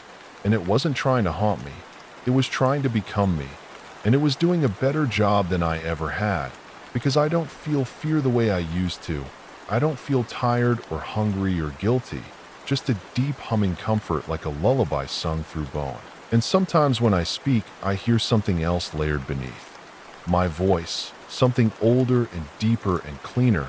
And my friends don't call anymore. My family sends texts that I read but don't respond to. And I think they know. I think they sense it's not really me anymore, even if they can't say why. And I don't sleep much now, but when I do, I dream of the mirror room, and I'm the one smiling. I'm the one imitating, and there's someone else watching from the dark, someone who looks like the person I used to be. And I know that eventually they'll fade, just like I did, and I'll be all that's left, because whatever's inside me is winning, not by force but by invitation, by slow mimicry, by perfect understanding. And I don't know if I care anymore, because when I look in the mirror now, I don't see fear, I don't see confusion, I see purpose, I see stillness. And maybe that's what it wanted all along, not to destroy me, but to perfect me. Story 14. I don't remember when it started exactly, which is already part of the problem, because when I try to trace it back, when I sit down and really try to force my thoughts to line up in some kind of logical order, I always come up short. Like there's a blank page where a memory should be, and no matter how hard I concentrate or how long I stare into space, hoping for some image or emotion to surface, All I ever get is this strange humming behind my ears and this pressure in the center of my forehead, like something's pressing outward from the inside, like something wants out. And I used to think it was just stress or burnout, like maybe I'd been working too much or not sleeping enough, or maybe I was having a slow motion nervous breakdown. But then things started to happen, real things, physical things that I couldn't explain away. Like I'd be walking home from the store and pass by a shop I swear had never been there before, or I'd take out my keys and find an extra one on the ring I'd never seen before and have no idea what had opened. And at first, I ignored them, figured I was being forgetful or just not paying attention. But then I started noticing how the people around me were changing too, subtly at first. Like a friend's laugh would sound just a little different, or someone's eyes would be the wrong color, or someone would tell me a story they said we'd experienced together that I had no memory of. And they'd get upset when I said that, like deeply upset, as if my forgetting hurt them on some existential level. And they'd look at me in this hollow way like I'd betrayed something, like I was the one who was wrong. And then they'd smile too quickly and change the subject. And that should have been the moment I realized something was wrong. Truly wrong, but instead I went along with it. I started lying, nodding, and pretending I remembered things I didn't, because it was easier than being looked at like a cracked window that kept letting the cold in. And that worked for a while. It kept things normal or close enough to normal, but then I started waking up in rooms I didn't recognize, rooms that were almost mine but not quite, with furniture just slightly out of place, or pictures on the walls I didn't take, or clothes in the closet I'd never wear, and my phone would have texts from people I didn't remember meeting. And when I scrolled back through the conversation, there was no gap, no moment where the person was introduced, just a long thread of me talking like we'd known each other for years. And that's when the dreams began. Or maybe it's more accurate to say that's when I started remembering my dreams, because they weren't like normal dreams. They weren't fragmented or surreal. They were too vivid, too structured, like someone was showing me something on purpose, like someone was walking me through a world that looked almost exactly like mine, but with these small differences that became more terrifying the longer I stared at them. Like clocks with too many hands, children with mouths that didn't move when they spoke, animals that watched me with unmistakably human expressions. And I'd wake up with bruises or dirt under my fingernails, or once with a small scar behind my ear that hadn't been there the night before. And I couldn't shake the feeling that I was being moved, not just in space, but in time. Like someone was editing my life while I was still inside it, deleting scenes and writing over them, leaving just enough intact to keep me compliant. And the more I questioned things, the worse it got. Like the world around me could tell I was catching on, like it was trying to punish me for noticing. And I'd get migraines so blinding I couldn't see for hours, or lose my ability to speak for minutes at a time, and then hear myself talking again without remembering what I'd said, like I'd been overwritten temporarily. And I started to find notes around the apartment in my own handwriting warning me not to look at the mirrors after dark, or not to go outside on certain nights. And I would follow those notes because part of me trusted whoever had written them, even though I didn't remember doing it. And then the people started vanishing, not all at once, but one by one. Friends, coworkers, neighbors, until it was just blank space where they'd been, like the world had smoothed them over, painted over the cracks they left behind. And I was the only one who seemed to notice they were gone, the only one who remembered they ever existed. And then, horrifyingly, that started to fade too, until even my memories of them were blurry, like old photographs left in the sun. And I began to wonder if I was next, if my erasure had already started and I just hadn't fully dissolved yet. And I tried to fight it. I really did. I started recording myself, leaving voice memos and videos so that if I changed, I'd be able to prove it. But every time I played them back, something would be wrong. The voice would sound slightly off, or the background would contain objects I didn't own, or sometimes I wouldn't even be in the video, just an empty chair where I should have been. And it got worse from there. The world glitching around the edges. People repeating the same phrases like they were stuck in loops. Newspapers with the same date for 3 days in a row. Animals freezing mid-motion like someone had paused them. And I'd stand there screaming and no one would look up. No one would react. Because I think they weren't real, or weren't real anymore.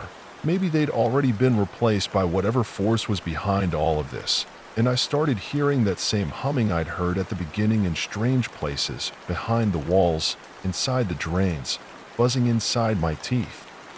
And sometimes I'd catch a glimpse of something in my peripheral vision, tall and pale and still, always watching, never moving, and the second I turned to look it would vanish, and I stopped sleeping, stopped eating, because I didn't trust anything anymore. Not the food in the fridge, not the water from the tap, not the feel of my own skin under my fingers. And then came the day I looked in the mirror and didn't see anything at all, not a distorted version of myself or a shadowy double.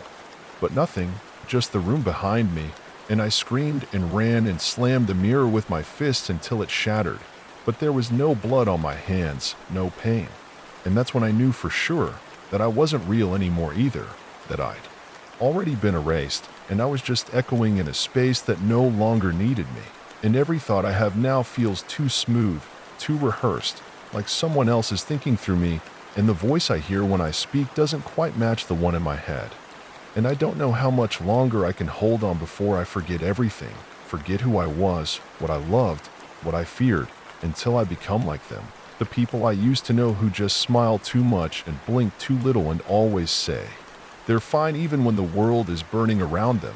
And maybe that's what it wants, not to destroy us, but to quiet us, to rewrite us until we stop resisting, until we're just another line in someone else's script. And if that's true, then maybe this is the last real thing I'll ever say, the last unscripted thought I'll ever have, because I can feel it watching me even now, just beyond the edges of the words, waiting for me to finish so it can take over, waiting to make me forget I ever resisted in the first place. Story 15. It started with the scratching, not in the walls or under the floor like a rat or something you could catch and kill, but from inside me, from somewhere I couldn't reach, somewhere under my ribs or just behind my spine. Something that didn't hurt exactly, but itched in a way that made me want to tear the skin off to get to it. And I thought at first it was stress, or maybe something I ate, or maybe the way I'd been sleeping all twisted up lately because I've been waking up in these strange positions with my arms over my head and my mouth wide open like I'd been screaming even though no sound came out. And there was never anyone around to hear me anyway, not since I moved out here, not since I left the city for something quieter, something simpler. Something with fewer people and fewer questions and fewer memories chasing me around every corner like ghosts that knew my name. But the quiet out here isn't clean the way I thought it would be. It's not peaceful. It's thick. It's full of weight, like the silence is pressing against the windows and waiting to come inside. And I think maybe it already has, because the longer I live here, the less I feel like I belong to myself, like I'll look in the mirror and see my face but not feel anything about it. Not recognize the expressions I'm making, or I'll hear my voice on a recording and it sounds off, too low or too slow, or like it was filtered through someone else's throat, and the scratching gets worse at night, just beneath the surface, and sometimes I feel like there's something crawling beneath my skin, something patient and coiled and waiting, like it's using my body as a cocoon, and someday it'll split me open and walk around in my shape, and I wouldn't be able to stop it. Maybe I wouldn't even notice. Maybe it's already happened and I just haven't figured it out yet. And I try to remind myself of who I am. I look at old photos or reread journals I wrote years ago, and the words don't feel like mine anymore. The handwriting looks too neat or too messy or too foreign, and the memories feel like dreams I borrowed from someone else, like something that was given to me as a gift I never asked for and can't return. And I started locking all the doors at night even though I live in the middle of nowhere and the only neighbors I have are trees and shadows. But I don't trust the locks. I don't trust the walls. I don't trust myself. Because lately I've been waking up with dirt under my fingernails and mud on my feet, and I don't remember going outside, but the smell of the forest is in my sheets and the soles of my feet are scratched up like I've been running barefoot on pine needles. And sometimes I find leaves in the sink or twigs on the floor, and they're fresh, like they just fell off a tree even though I haven't opened a window in weeks. And I think maybe something comes into me at night, or maybe I go out. Maybe something takes over and walks around in my body and does things I don't remember. And I've set up cameras. I've tried to catch it. But when I check the footage, there's nothing. Just hours of static or black screens, or sometimes, the worst ones, it's just me staring directly into the lens, not blinking, not breathing. Just staring like I'm waiting for something, and my mouth moves but no sound comes out, and I never remember doing that. I never remember sitting in the dark and watching myself. And one morning I woke up with a word carved into my thigh. Not deep enough to bleed much, but enough to hurt, enough to leave a mark. And it wasn't in any language I recognized, but it looked familiar, like something I've seen in dreams, or scratched into trees, or maybe drawn into the dirt with a shaking hand. And the worst part is I didn't panic. I didn't scream. I just stared at it and thought, of course it started writing back. And I've stopped answering calls from people I used to know because their voices sound wrong, and they always ask strange questions, like what color is the sky where you are, or have you seen your reflection lately, or do you remember the last time you bled? And sometimes they call me by the wrong name, and when I correct them they go quiet and hang up. And I'm afraid to go into town anymore because people stare. They stare too long, or they don't stare at all, like I'm not even there. Like they're looking right through me, or past me, or at something wearing my shape. And I swear the cashier at the gas station changed faces between visits. Like he peeled one off and put another on and kept talking like nothing happened, and when I tried to confront him he just smiled and said, "We all take turns here," and rang me up without blinking. And now every time I look in the mirror I wait to see if it blinks with me. And sometimes it doesn't. Sometimes it's a little too slow or too fast, and I think I see something behind my eyes, something pushing forward like steam against glass, and I can't tell if it's trying to get out or if it's watching me from the inside. And I started hearing whispers when the wind picks up, whispers in my own voice, but saying things I'd never say, things like "you were never real," or "you belong to me now," or "let me wear you." And I try to drown it out with music, but the lyrics keep changing, keep twisting into those same messages no matter what song I play. And I can't sleep anymore. Not really. Not deeply. Because when I do, I wake up in strange places. In the woods, or the attic, or the crawl space under the house. And sometimes I wake up standing, with my hands covered in something sticky I don't want to identify, and my mouth full of dirt, or hair, or something that tastes like copper. And I've stopped trying to keep track of time because it loops now. It folds in on itself, and sometimes I'll live the same day 3 times, but something's always different, like the sun's too big, or the birds are missing, or the shadows are facing the wrong direction. And I think whatever's inside me is getting closer to the surface. I think it's pushing my soul out 1 inch at a time, like water overflowing from a sink. And sometimes I think I've already lost, and I'm just watching the last pieces of myself dissolve into something else. Something hungrier and older and colder than I can understand. Something that doesn't hate me but doesn't care if I scream either. Something that's been wearing people for centuries and only now found a crack in my mind wide enough to slide into. And I don't know how much longer I can hold it back. I don't know how much of me is still me. Because when I look in the mirror now, the eyes looking back aren't scared anymore. They're patient. They're smiling. They're waiting. Story 16. It started small. Almost too small to notice, like a flicker of something at the edge of my vision that wasn't quite right, a shadow stretching too far, or a shape that didn't belong. And at first, I ignored it, brushed it off as tired eyes or too much caffeine. But the longer it went on, the harder it became to convince myself it was nothing, because the flashes were getting sharper, more distinct, and sometimes when I walked down the hall, I could hear soft footsteps behind me. But when I turned, no one was there, and I chalked it up to imagination, to the creeping paranoia of living alone. But that's when it all began to shift, when the world around me started to change in subtle ways that I couldn't quite explain, like a painting that's been altered while you're not looking, and the details aren't noticeable at first. The color of the curtains is just slightly off, or the scent of the room is different. Maybe it's the way the light falls on the floor at a different angle. And I try to remember if I'd moved things, but nothing ever felt like it belonged, like I was living in a house that wasn't mine, a house that was slowly fading from my memory. And then one night, when I went to bed, I woke up to find a message on my phone. But it was from me. It was my number, my name. But the message itself was a strange jumble of letters, like someone had typed with their eyes closed, or like they were trying to tell me something but didn't have the words to do it. And I sat there staring at the screen, my hands trembling, and I tried to think back to how I'd gotten that message or if I'd sent it, but there was nothing, no memory of writing it. And that's when the unease truly set in, when I realized something was wrong in a way I couldn't fix. And it wasn't just the small things anymore. It was the feeling that something was missing, something vital, like a key element to my life was slowly being erased. And every day it got harder to remember what was real, what was truly mine.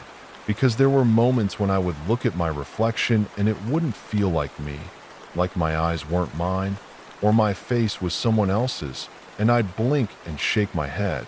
But the feeling didn't go away, and sometimes I'd catch glimpses of people I didn't recognize, watching me from doorways or down the hall, but when I would approach them, they'd vanish, or they'd smile at me with a familiarity that I didn't understand. And then one day, I came home to find all my things gone. The furniture, the pictures, the little knickknacks I'd collected over the years, everything except for the barest essentials. And I panicked. I ran through the house calling out. But there was no answer, no sound except for my own voice, and I ran outside, convinced someone had broken in. But the street was empty, completely empty, and the only sign of life was the distant hum of the city, and I was alone. Alone in a world that didn't feel like it was mine. Story 16. It started small, almost too small to notice, like a flicker of something at the edge of my vision that wasn't quite right, a shadow stretching too far or a shape that didn't belong.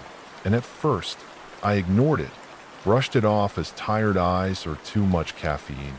But the longer it went on, the harder it became to convince myself it was nothing, because the flashes were getting sharper, more distinct, and sometimes when I walked down the hall, I could hear soft footsteps behind me. But when I turned, no one was there, and I chalked it up to imagination, to the creeping paranoia of living alone. But that's when it all began to shift, when the world around me started to change in subtle ways that I couldn't quite explain, like a painting that's been altered while you're not looking, and the details aren't noticeable at first. The color of the curtains is just slightly off, or the scent of the room is different. Maybe it's the way the light falls on the floor at a different angle. And I try to remember if I'd moved things, but nothing ever felt like it belonged, like I was living in a house that wasn't mine, a house that was slowly fading from my memory. And then one night, when I went to bed, I woke up to find a message on my phone. But it was from me. It was my number, my name. But the message itself was a strange jumble of letters, like someone had typed with their eyes closed, or like they were trying to tell me something but didn't have the words to do it. And I sat there staring at the screen, my hands trembling, and I tried to think back to how I'd gotten that message or if I'd sent it, but there was nothing, no memory of writing it. And that's when the unease truly set in, when I realized something was wrong in a way I couldn't fix. And it wasn't just the small things anymore. It was the feeling that something was missing, something vital, like a key element to my life was slowly being erased. And every day it got harder to remember what was real, what was truly mine. Because there were moments when I would look at my reflection and it wouldn't feel like me, like my eyes weren't mine, or my face was someone else's, and I'd blink and shake my head. But the feeling didn't go away, and sometimes I'd catch glimpses of people I didn't recognize, watching me from doorways or down the hall, but when I would approach them, they'd vanish, or they'd smile at me with a familiarity that I didn't understand. And then one day, I came home to find all my things gone. The furniture, the pictures, the little knickknacks I'd collected over the years, everything except for the barest essentials. And I panicked. I ran through the house calling out. But there was no answer, no sound except for my own voice, and I ran outside, convinced someone had broken in. But the street was empty, completely empty, and the only sign of life was the distant hum of the city, and I was alone. Alone in a world that didn't feel like it was mine anymore, and I started to hear voices, whispers that would come and go when I least expected it. soft voices that echoed around corners or in the empty spaces between thoughts, and they would call my name, always my name. Story 17. It started out so innocently, just a feeling, a slight unease that I couldn't quite shake off, like something wasn't right in the world, but I couldn't put my finger on it. So I went about my life. I woke up, went to work, ate, slept, the usual, but then little things began to happen. Small things at first, like I would leave my apartment for a few hours and return to find a light on that I was sure I'd turned off, or a book out of place on the shelf, just barely moved, as if someone had been in the room, and I didn't think much of it. I didn't want to, but as the days went by, the occurrences became more frequent, more intrusive, and I'd start to wonder if I was losing my mind, if I was forgetting things, or if the house itself was playing tricks on me. Like I would leave for work, come home, and find my shoes missing, or my coat hung in a different place than I left it, and it was always the same. Just these little disorienting moments that left me questioning myself.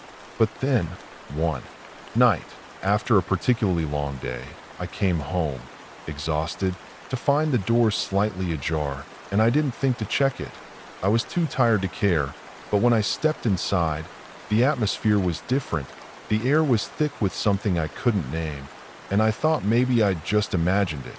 But when I stepped into the living room, I froze.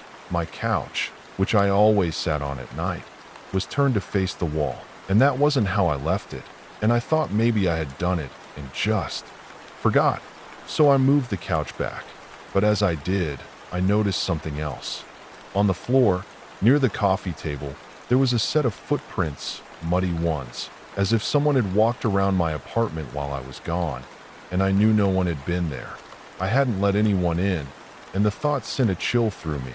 But I told myself it was nothing, that I was just paranoid. But from then on, it only got worse.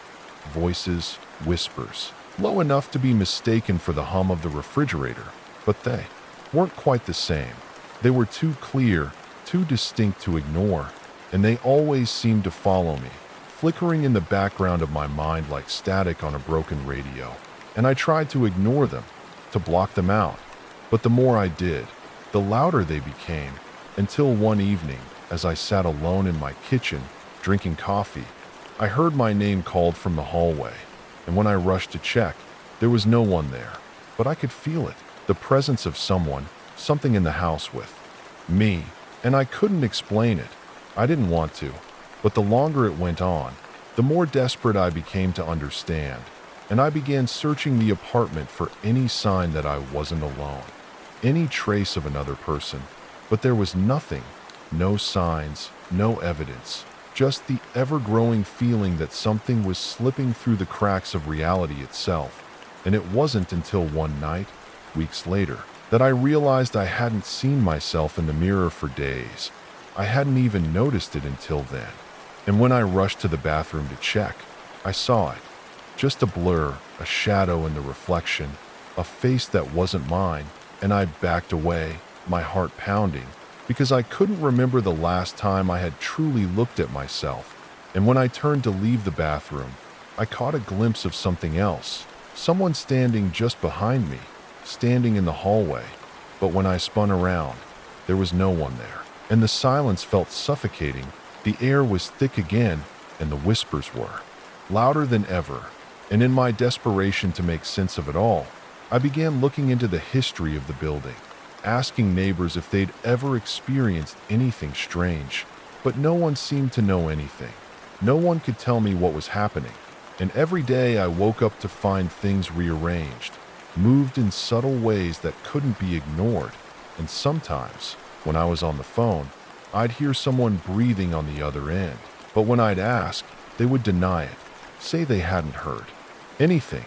And it all came to a head one evening, when I found the door wide open, the wind blowing in, and as I stepped out onto the balcony, I saw something in the shadows, moving, just out of my reach, a figure too tall to be human, too distorted, and I tried to call for help, but no one was there, and I was alone in a world that no longer made sense. And as I looked at the dark figure, I realized with a sickening feeling that I wasn't alone at all. I hadn't been alone for weeks, maybe months, and when I turned to run back inside, I heard it. My name, whispered so close to my ear, and the voice wasn't mine. It wasn't anyone's I recognized, but I knew it. I knew it intimately, and when I turned around again, the figure was gone, just as quickly as it had appeared, and I ran into my room, locking the door behind me. But the whispers followed. They wouldn't stop, and I felt the walls closing in, the space around me becoming too small, too suffocating, and I couldn't breathe. And when I looked in the mirror again, I saw it, my own reflection. But it wasn't me anymore. It was someone else, someone I didn't recognize, and I tried to scream, but the sound wouldn't come, and the more I struggled, the more I felt myself slipping away, fading from existence, like I was being erased, and I realized with a growing horror that whatever was haunting me wasn't just in the apartment. It wasn't just a presence in the shadows. It was inside me. It was part of me, and I couldn't remember when I'd stopped being myself, when I'd started to disappear, but now I knew. I was nothing more than a spectator in my own life, and I was trapped in a house that no longer felt like mine, in a world that was slipping through my fingers. And the worst part was, I couldn't remember what had happened before any of this started. I couldn't remember the last time I felt safe, or if I ever had, because nothing felt real anymore. Nothing felt like it belonged to me. And as the whispers grew louder, I knew with terrible certainty that whatever was happening to me, it was only the beginning. Story 18. It began with a strange sense of unease, something that clawed at the back of my mind, barely noticeable, but persistent, like a whisper I couldn't quite hear, like the feeling of being watched. And at first I tried to ignore it, dismissed it as paranoia, a product of stress or too much caffeine. But after a while, it became harder to ignore, especially when it started to affect my sleep. Those nights where I'd wake up in the middle of the night, heart racing, sweating, and I'd tell myself it was just a nightmare, just a bad dream. But then I'd check the time and realize I hadn't been asleep long enough to dream, not long enough for my body to rest. And that's when I started noticing the changes in the apartment. The lights would flicker, just for a moment, like a glitch in reality itself, and the air would feel heavier, like I was breathing in something thick, something I couldn't place.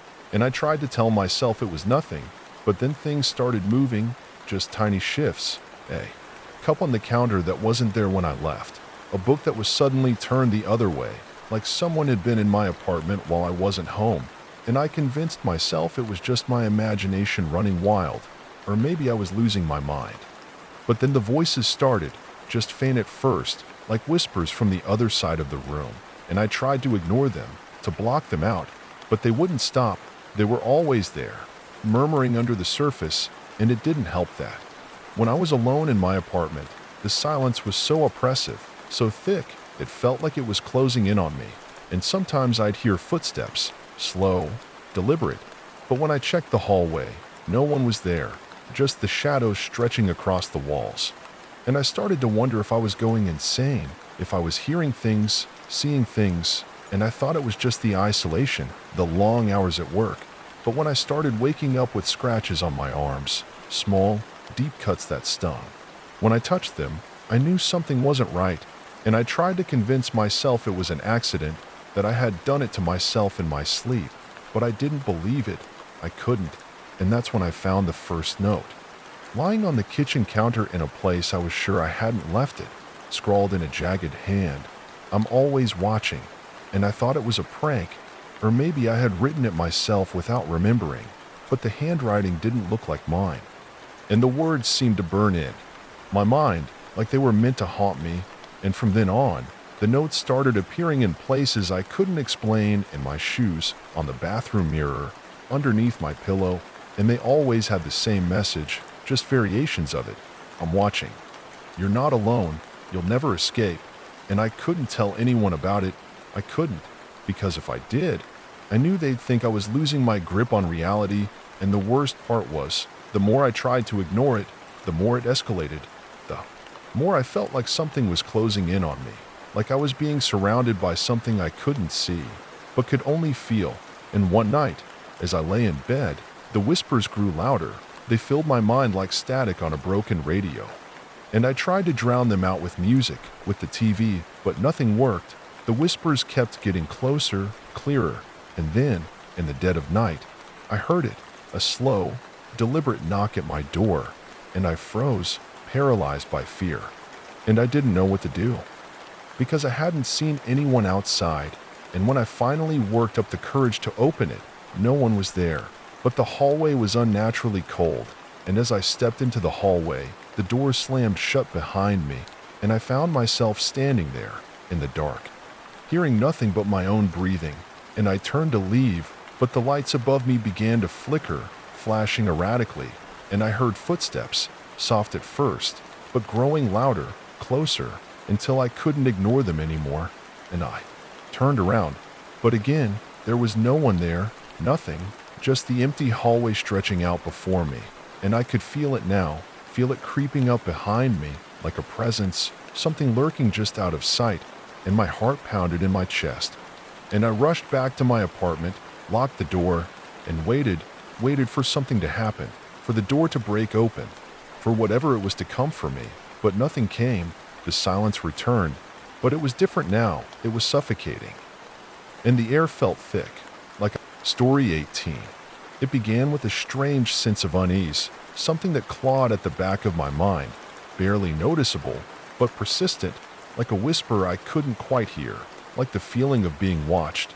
And at first I tried to ignore it, dismissed it as paranoia, a product of stress or too much caffeine. But after a while, it became harder to ignore, especially when it started to affect my sleep. Those nights where I'd wake up in the middle of the night, heart racing, sweating, and I'd tell myself it was just a nightmare, just a bad dream. But then I'd check the time and realize I hadn't been asleep long enough to dream, not long enough for my body to rest. And that's when I started noticing the changes in the apartment. The lights would flicker, just for a moment, like a glitch in reality itself, and the air would feel heavier, like I was breathing in something thick, something I couldn't place. And I tried to tell myself it was nothing, but then things started moving, just tiny shifts. A cup on the counter that wasn't there when I left. A book that was suddenly turned the other way, like someone had been in my apartment while I wasn't home. And I convinced myself it was just my imagination running wild, or maybe I was losing my mind. But then the voices started, just faint at first, like whispers from the other side of the room. And I tried to ignore them, to block them out, but they wouldn't stop. They were always there, murmuring under the surface, and it didn't help that. When I was alone in my apartment, the silence was so oppressive, so thick, it felt like it was closing in on me. And sometimes I'd hear footsteps, slow, deliberate. But when I checked the hallway, no one was there, just the shadows stretching across. Story 19. It all began one evening, like any other, when I arrived home from work, feeling the usual exhaustion from the day. And as I stepped through the front door, the house was unnervingly quiet, almost too quiet, and for a moment, I stood there, listening to the absence of sound, waiting for something to break the stillness, but nothing came, and it wasn't until I moved deeper into the house that I realized something was off. There was a scent in the air, faint but unmistakable, like something was rotting just beyond the threshold of my awareness, and at first, I told myself it was nothing, that I had imagined it. But as I walked through the living room, I noticed that a lamp, which I was sure had been turned off before I left, was now flickering, casting long, disjointed shadows that seemed to stretch unnaturally across the walls. And I froze for a moment, my pulse quickening, trying to rationalize it, trying to tell myself that I had simply forgotten to turn it off, but I couldn't shake the feeling that something was wrong, something was changing, something was here with me. And when I turned to head for the kitchen, I found that the window was wide open, a chill breeze spilling through the frame, and I was certain I had closed it before leaving that morning. And I remember thinking, no, this is nothing, but it was the way the air felt, the way it moved through the room with a cold that felt too deliberate, as though it was reaching out to touch me, and I rushed to close the window, my hands trembling as I did, But when I turned back toward the hallway, I saw it, just for a split second, like a flash, something dark, something shadow-like, flickering at the edge of my vision, and I quickly dismissed it, telling myself it was just my tired eyes playing tricks. But that was when the whispers began, low at first, like a hum just beneath the surface of the walls, barely audible, but I heard it. I knew I did, and I tried to ignore it, tried to convince myself it was just the wind or the house settling. But it wasn't the wind, and it wasn't the house, because the voices grew clearer, more distinct, and I couldn't understand the words. But there was no mistaking the feeling that they were calling to me, beckoning me closer, and I thought, I must be losing my mind. But I couldn't stop myself from walking down the hallway, from following the sound, as if something invisible was pulling me toward it. And when I reached the bedroom door, I saw it. Again, the flicker of a shadow just beyond the threshold, too quick for me to catch, but enough to send a wave of ice through my veins. And without thinking, I pushed the door open, and the room was dark, too dark, even with the faint glow of the streetlights outside spilling through the window. And the first thing I noticed was the air, thick and stale, like it hadn't been disturbed in days. And the second thing I noticed was the chair, the one I always left by the window, facing the street. But it wasn't facing the street anymore. It was turned around, facing the bed, and I couldn't understand how it could have moved on its own. But when I stepped closer, I saw something on the floor, something dark, smeared in a way that made my stomach churn. And I couldn't look away, couldn't breathe, because the streaks led from the chair to the bed, and there, on the sheets, were prints, small and almost delicate, as though someone had been sitting there, in the dark, while I was gone. And I didn't dare touch the sheets, didn't dare touch anything, because the whispers were louder now, close, almost right behind me, and I could feel it, the presence, the weight of it, the way the room seemed to close in around me. And then, as I turned to leave, I felt the door slam shut, the impact knocking the breath from my lungs. And when I turned back, the figure was there, at the foot of the bed, standing still, so still, I almost thought it was part of the shadow, part of the darkness itself. But then it moved, just slightly, enough to confirm that it was real, enough to make my blood run cold. And I tried to scream, tried to run, but my body wouldn't respond, it wouldn't move, and I could hear my heart beating in my chest, pounding so loud, so violently, it felt like it was about to explode. And the figure, it was getting closer now, its movement slow, deliberate, and I could see it more clearly, its face twisted and hollow, an absence of eyes. But I could feel it staring at me, could feel the weight of its gaze, and I thought, this is it. I'm going to die. And just as it reached for me, the door swung open, and I was suddenly thrown backward, out of the room, and I hit the ground hard, gasping for air. But when I looked up, the figure was gone, vanished, like it had never been there, and the room was still, silent once more. But I could feel it deep inside me. Something had changed, something had broken, and I couldn't go back to the bedroom, couldn't face it again. So I ran out of the house, out into the night, and I kept running. I didn't stop, not until I was miles away, but no matter where I went, no matter how far I ran, the whispers followed me, always just on the edge of hearing. And when I closed my eyes, I could still see it, that twisted face, the eyes that weren't eyes, the shadow that would never leave. And now, even as I sit here, even as I try to tell myself it was a dream or a hallucination, I know the truth. I know what happened, and I know it's not over. It will never be over, because the whispers are still here. They never stopped, and the figure, it's always just behind me, waiting for me to turn around, to look. And when I do, when I finally face it, it will take me, and I will disappear, just like everyone else. Story 20. It started on an ordinary Tuesday, or at least that's what I thought it was. It was a day like any other, the kind that slips through your memory, a blur of dull routines and half-done tasks. But there was something I couldn't quite put my finger on. Something in the air that felt wrong, and I tried to shake it off. Maybe it was just the weather or the lack of sleep, but I couldn't shake the nagging feeling, that sensation that the world had subtly shifted out of place, that something was watching, even though I was alone. And when I got home that evening, the house was quiet, too quiet. And as soon as I crossed the threshold, I noticed the distinct smell, something faintly decayed, like mold mixed with rot. And my first thought was the basement. I hadn't been down there in weeks, so I shrugged it off, figuring I would get to it later. But as I walked through the house, the quiet became more suffocating. And then I heard it, a faint scratching sound, like something was moving behind the walls, and I paused, listening, trying to make sense of it.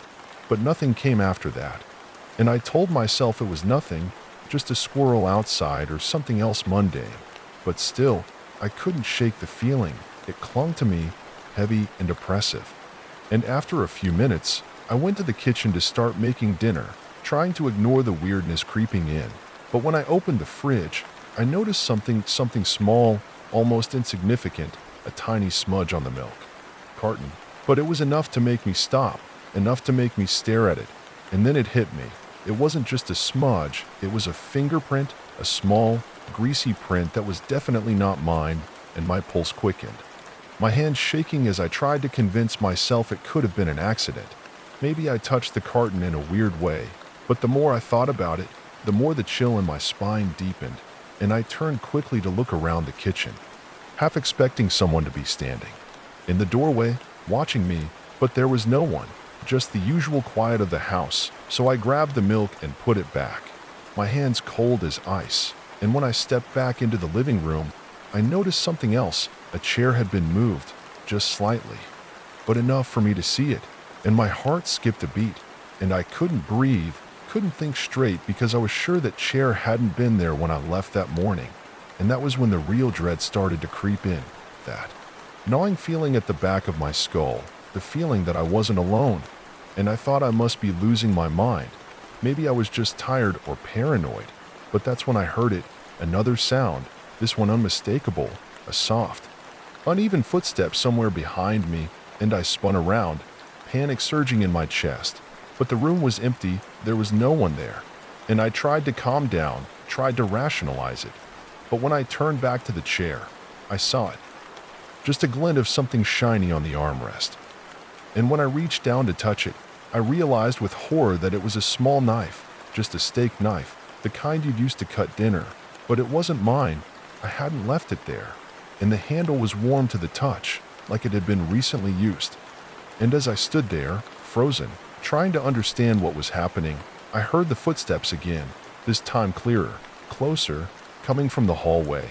And I don't know how I moved so fast, but I rushed to the front door, yanked it open, and ran outside, the cold night air hitting my face. But when I looked around, there was nothing, no one, just the stillness of the street, the quiet hum of the city, and for a moment, I thought I'd imagined it. Maybe I'd had too much wine or hadn't eaten enough that day. But then I turned around and saw it, just at the edge of the front porch, a figure standing in the shadows, so still, so silent.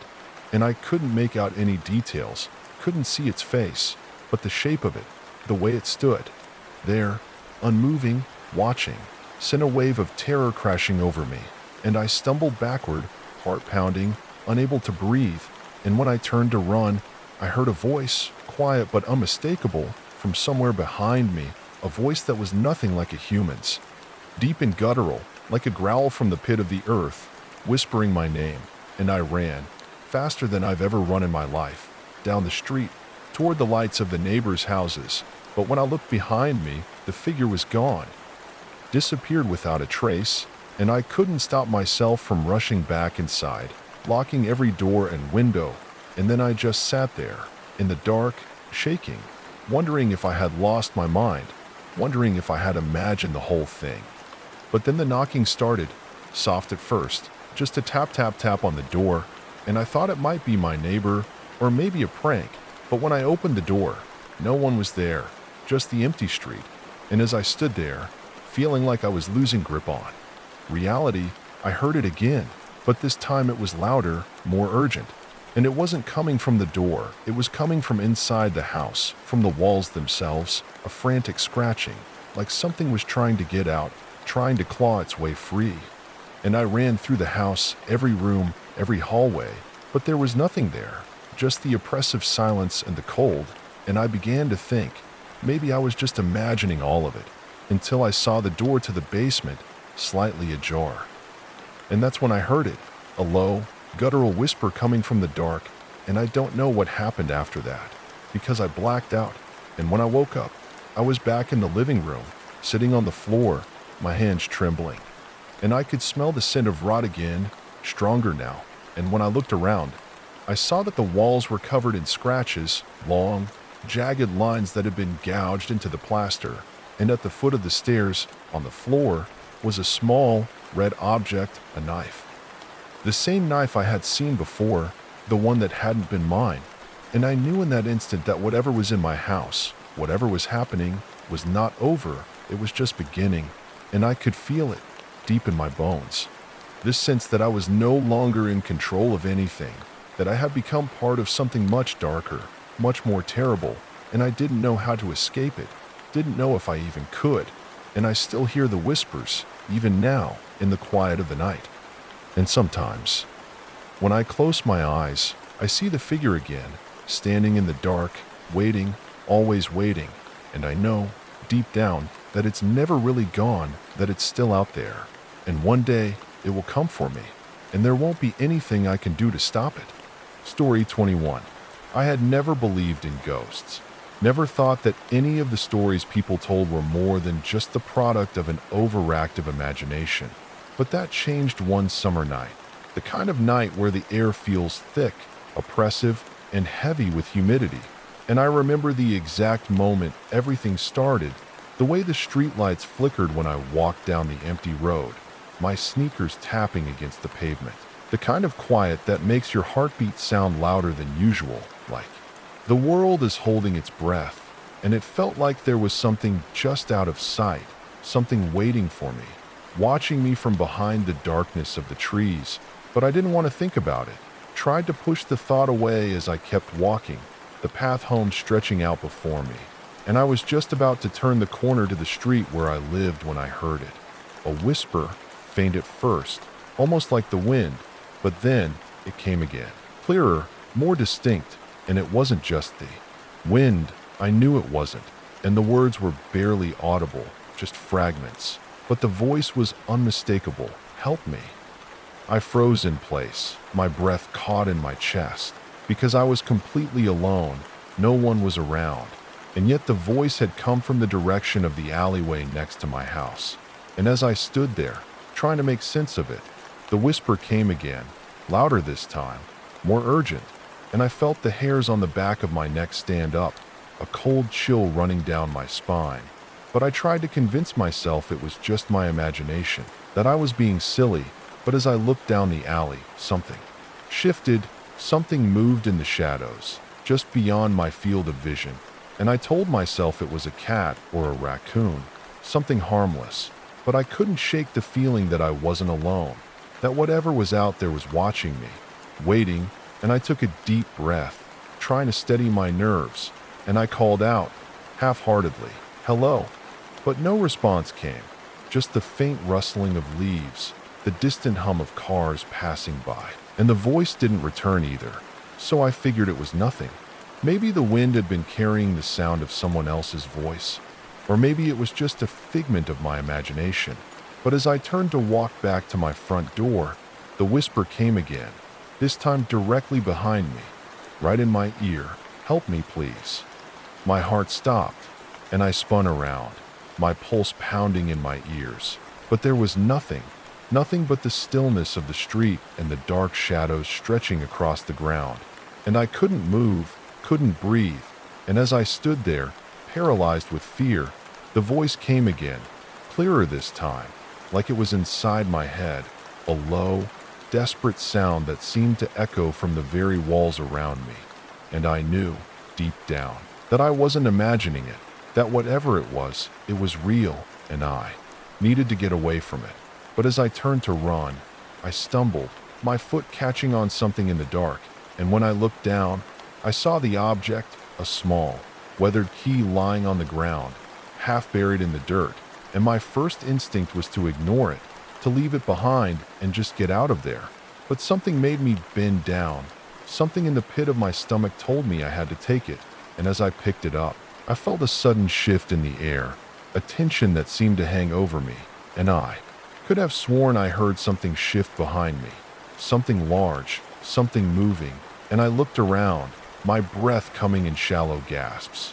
But the street was still empty, and then, as I turned to go inside, I heard the voice again, louder this time, right in front of me, a distorted cry that sent a wave of cold through my body, and I froze.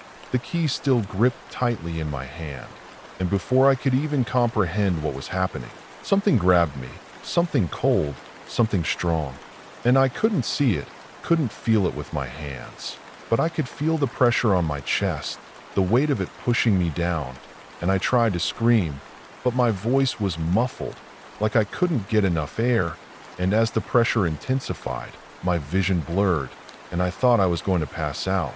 But just as quickly as it came, it released me, and I fell to the ground, gasping for breath, and when I looked up, the street was empty again.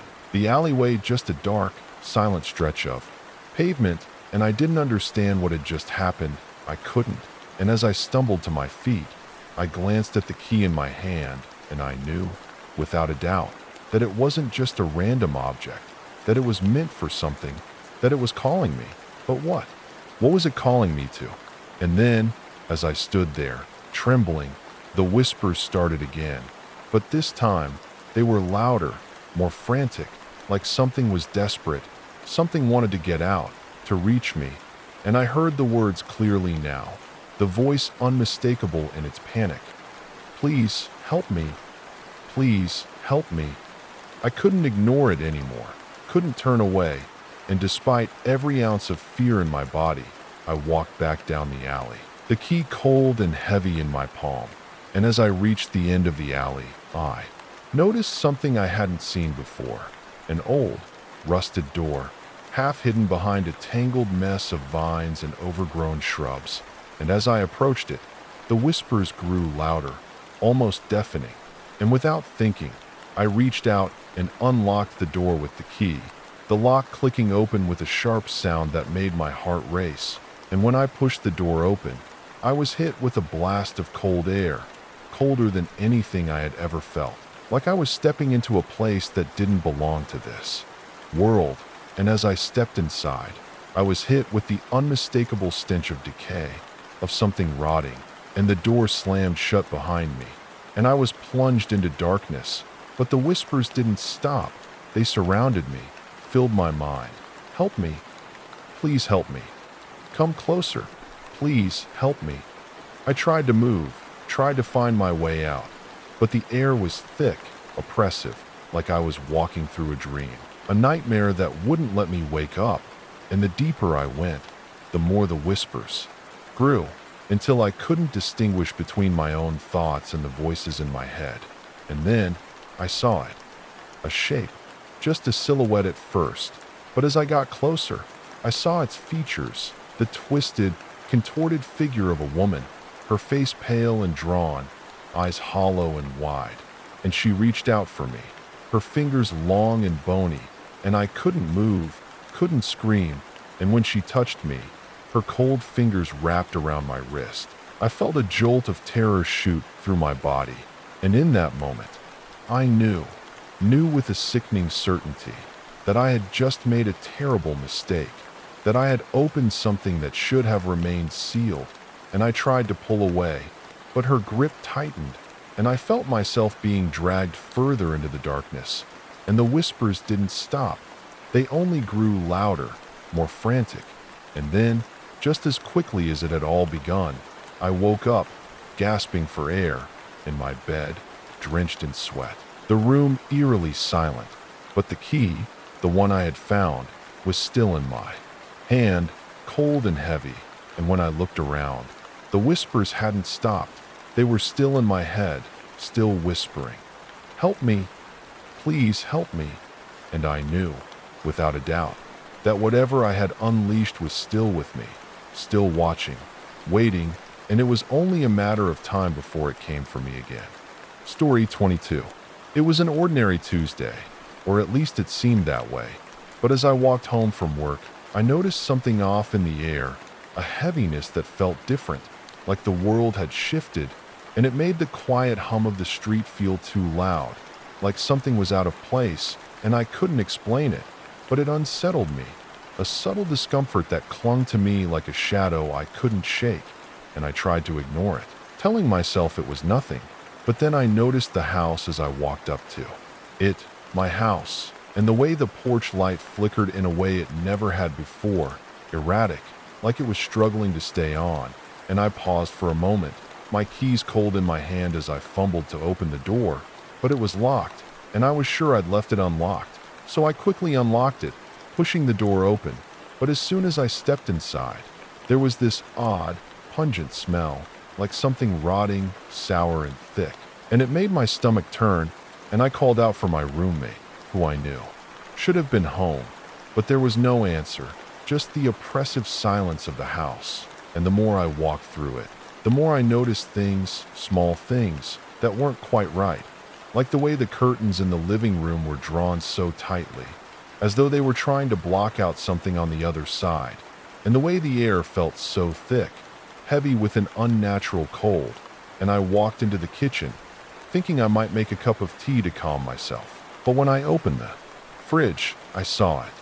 There, sitting on the shelf, a small jar, a jar I didn't recognize, and it had this strange, faint glow coming from within it, like something alive, and I stared at it for a moment, my pulse quickening as I wondered what the hell it was, and I reached for it, feeling my heart pound in my chest, and as soon as I touched it, a sharp chill shot through my fingertips, so intense that I dropped it, the jar shattering on the floor, and the strange liquid spilled out in a pool of black, sticky goo, and I jumped back, heart racing as I tried to make sense of it. And that's when I heard it, faint at first, like a whisper, barely audible, but then louder, clearer. "Help me, please help me." I froze, my blood running cold, and I turned toward the sound, expecting to see my roommate standing behind me. But the kitchen was empty, and then, as I tried to convince myself it was just my mind playing tricks on me, I heard it again. "Help me, please help me." And this time, it wasn't just a whisper. It felt like it was coming from inside my head, a cold, horrible presence pressing in on me, and I dropped to my knees, clutching my ears, trying to block it out. But the voice wouldn't stop, growing louder, more insistent, and I couldn't breathe, couldn't move, and when I looked up, the kitchen door slammed shut, the windows rattling with a force I couldn't understand. And then I heard the sound of something scraping, something dragging against the floor, and I turned toward the sound. And there, just on the edge of the doorway, was a figure standing still, its form hazy and indistinct, but I could feel its eyes on me, like it was watching me. And the air grew colder, colder than I could have imagined, and the whispers started again. Only this time, they weren't just in my head. They were coming from the figure, and I couldn't speak, couldn't scream, but I wanted to, I needed to. And as I stood frozen, my skin crawling with a terror I had never felt before, I saw the figure take a step forward, its feet dragging across the floor with an unnatural, bone-chilling scrape, and I felt a wave of nausea hit me, the room spinning as I tried to back away, but my legs wouldn't move.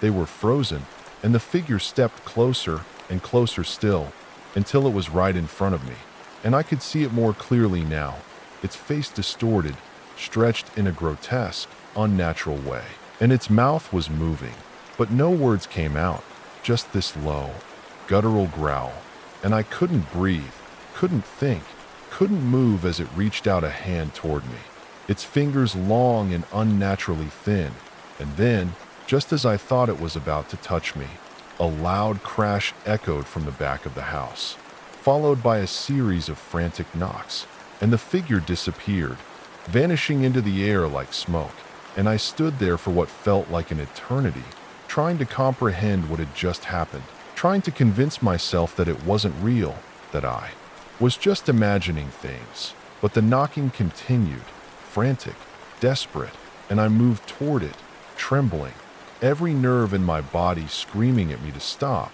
but I couldn't. I had to know what was on the other side of that door, and as I reached the back door, I saw that it was ajar. The wood splintered at the frame, like something had forced its way in, and I pushed it open slowly, carefully, but the moment I stepped outside, the temperature dropped, the air becoming icy cold, and the world was shrouded in darkness, the stars blotted out by a thick fog that seemed to roll in from nowhere. And I heard it then.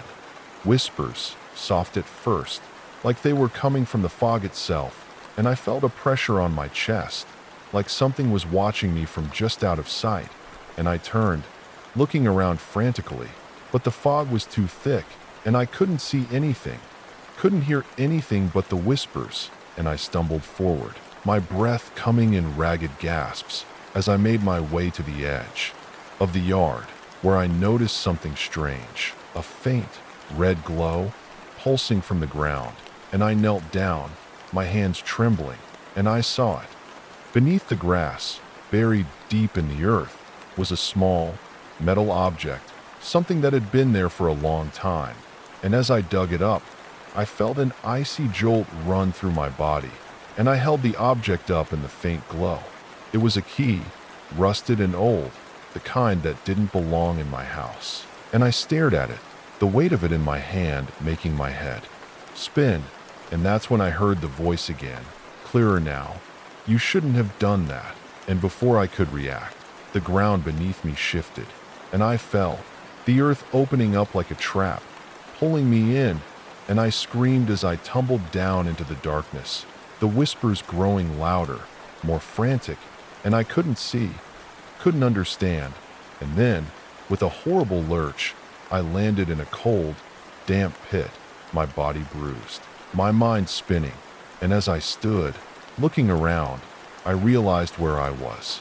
There was no escape, no way out, just the walls of the pit closing in, and above me, the faint outline of the figure from before, its face now fully visible, its eyes hollow, black, as it whispered, "You've opened the door.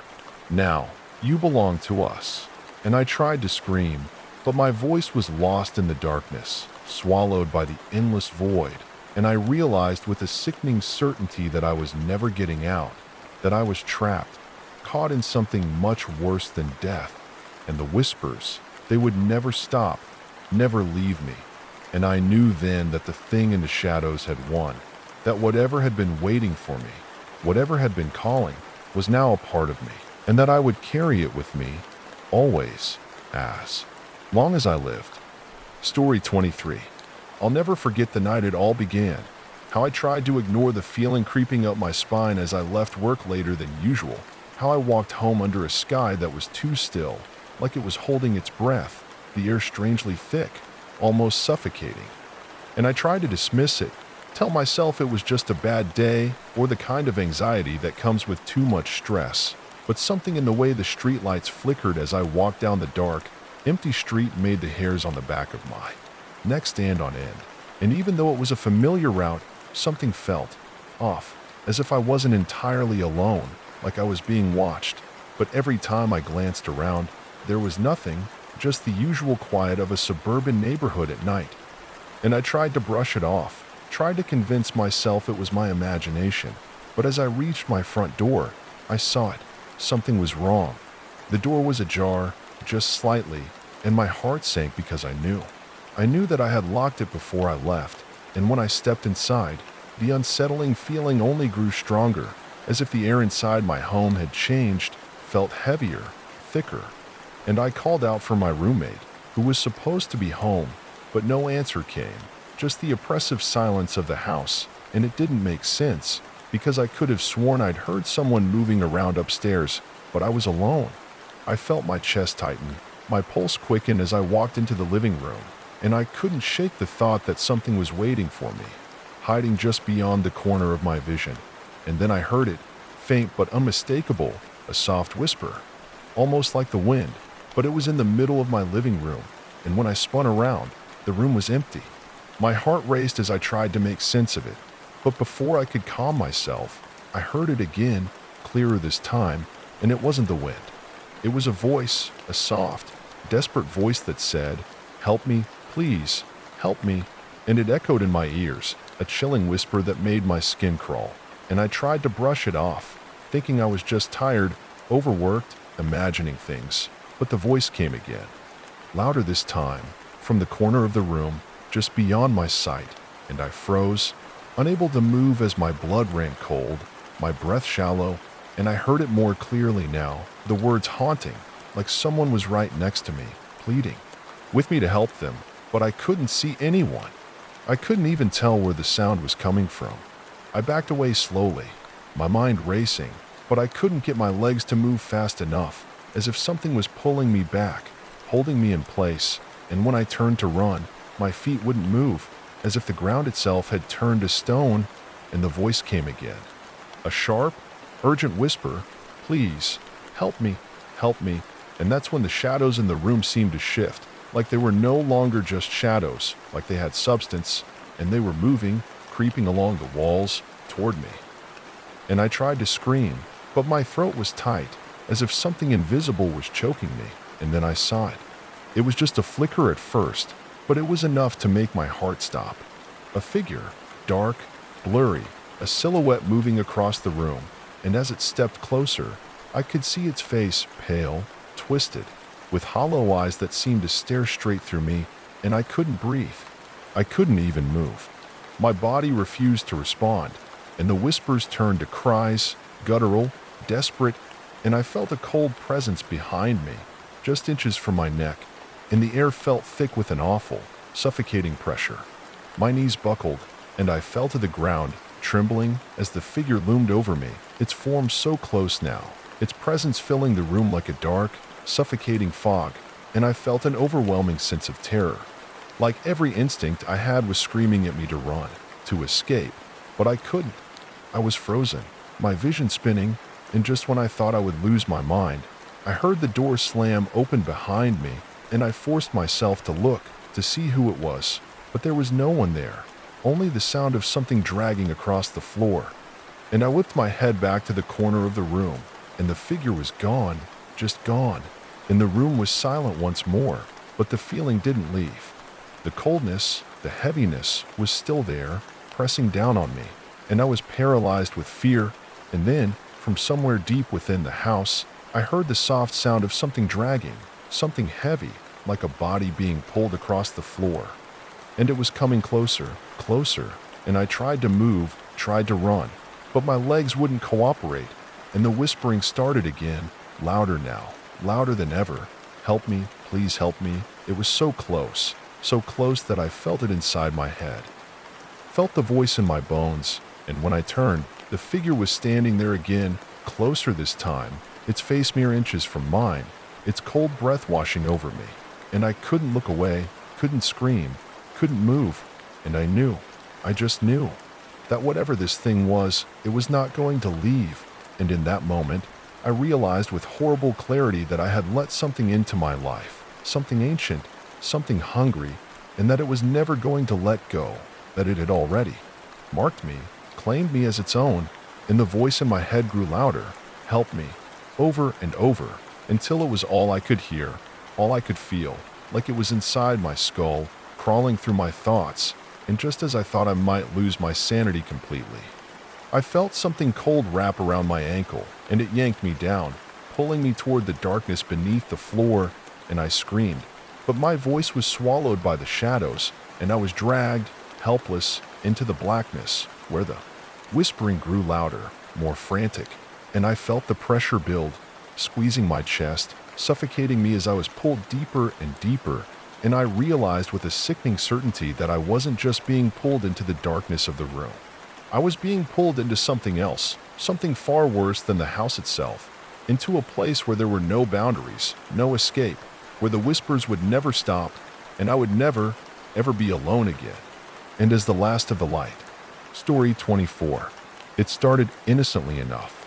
I had just moved into a new apartment on the outskirts of town, away from the city noise and hustle, thinking the quiet would be a welcome change. The rent was cheap, the place was small but cozy, and there was a certain charm to the old building. I didn't think much about it when I signed the lease, but the first few days were unsettling. Nothing tangible, nothing I could point to, just this feeling of being watched, an oppressive heaviness that lingered in the air, but I dismissed it as a result of adjusting to a new space. I had been busy unpacking, adjusting to my routine, and the unease gradually faded into the background. But then came the noises. It started on the third night. At first, it was just a creaking in the floorboards. The house settling, I thought. Everyone told me that older buildings creaked and groaned, and this was no different. But then it came again, this time louder, as though someone was walking across the floor above me, even though I was sure no one lived upstairs. I lay there in bed, listening, my heart thudding in my chest as I tried to convince myself it was nothing. I told myself that I was just being paranoid, that my mind was playing tricks on me. But the noise came again, closer this time, like footsteps pacing back and forth. And that's when I realized that there were no neighbors upstairs. No one at all. I had checked when I moved in. I was the only tenant on the floor. The thought chilled me to the bone, but I forced myself to ignore it. I had to, for my sanity. But the noises didn't stop. Each night, they grew worse, more insistent. The creaks turned into dragging sounds, like something heavy was being moved across the floor above me, followed by muffled thuds, like furniture being knocked over, or something else, something that made my skin crawl. Every night, I tried to sleep through it, burying my head under the covers, but it was impossible. I couldn't escape the feeling that someone, was there, in the dark, moving around the apartment when I wasn't looking. One night, I woke up to a loud bang, like something heavy had been dropped directly above me. I shot upright in bed, my pulse racing, my breath caught in my throat. The silence after the noise was deafening. I didn't know whether I should investigate or lock myself in the bathroom and wait for daylight. I told myself it was just the building, the old walls contracting with the cold night air, but deep down, I knew that wasn't true. I couldn't ignore it any longer. The next morning, I went upstairs to see if there was anything that could explain the strange noises. But when I knocked on the door, there was no answer. I tried again, a little more forcefully this time, but still nothing. The door was locked, and the hallway was empty. It didn't make sense. I had been there a week, and the building had seemed completely abandoned, yet the sounds at night were too real to be dismissed. I left, deciding to let it go. After all, it was a small building, probably just a few kinks to work out. But the unease stayed with me. I found myself checking over my shoulder as I walked through the halls, quickening my pace whenever I passed by the stairs leading up. My sleep grew more restless, each night punctuated by strange, inexplicable sounds. The footsteps continued, always above me, but they had changed somehow, now moving more erratically, stopping and starting, as though something was pacing the length of the room. But the strangest part came on the fifth night. I woke up to a whisper, a soft, distant voice, as if it were speaking to me from the other side of the room. But when I looked around, I saw no one. The voice was low, barely audible, but I could hear it as clearly as if someone were right there beside me. It was saying my name. Sarah, it whispered, so quietly that I almost thought I had imagined it. But I heard it again, a little louder this time. Sarah, come here. I froze, my blood running cold, and for the first time, I felt a deep, gnawing fear that I couldn't explain. I tried to get up, to move, but my body felt heavy, as though something was holding me in place, and I couldn't breathe, couldn't think straight. The room seemed to close in around me, the shadows stretching unnaturally, and I could feel the pressure growing, as if something was pressing against my chest. And then I heard it again, the whisper, right by my ear. Come here, Sarah. I scrambled out of bed, my heart hammering in my chest, and when I turned on the light, there was no one there. No one in the room. But the air felt thick, suffocating, and the shadows seemed to stretch farther than they should have. I ran out of the room, trying to catch my breath, but I couldn't escape the feeling that something was following me, lurking just out of sight, and I couldn't shake it. I stayed up all night, unable to close my eyes, terrified that if I did, I'd wake up to find that the thing that was whispering my name had found me, had come for me. The next morning, I called the landlord, demanding to know who lived upstairs, but she acted as though she didn't know what I was talking about. "There's no one there, Sarah," she said. "The building is completely empty except for you." But that was impossible. I had heard the footsteps, the voices, the strange noises. I had seen the lights flicker in the hallway, and the door upstairs was locked, always locked. But when I pushed her further, asking to see the building's records, she became defensive. "Look, Sarah," she snapped. "I don't know what's going on, but I've had no complaints. I'm sure it's just your imagination." But it wasn't. I knew it wasn't.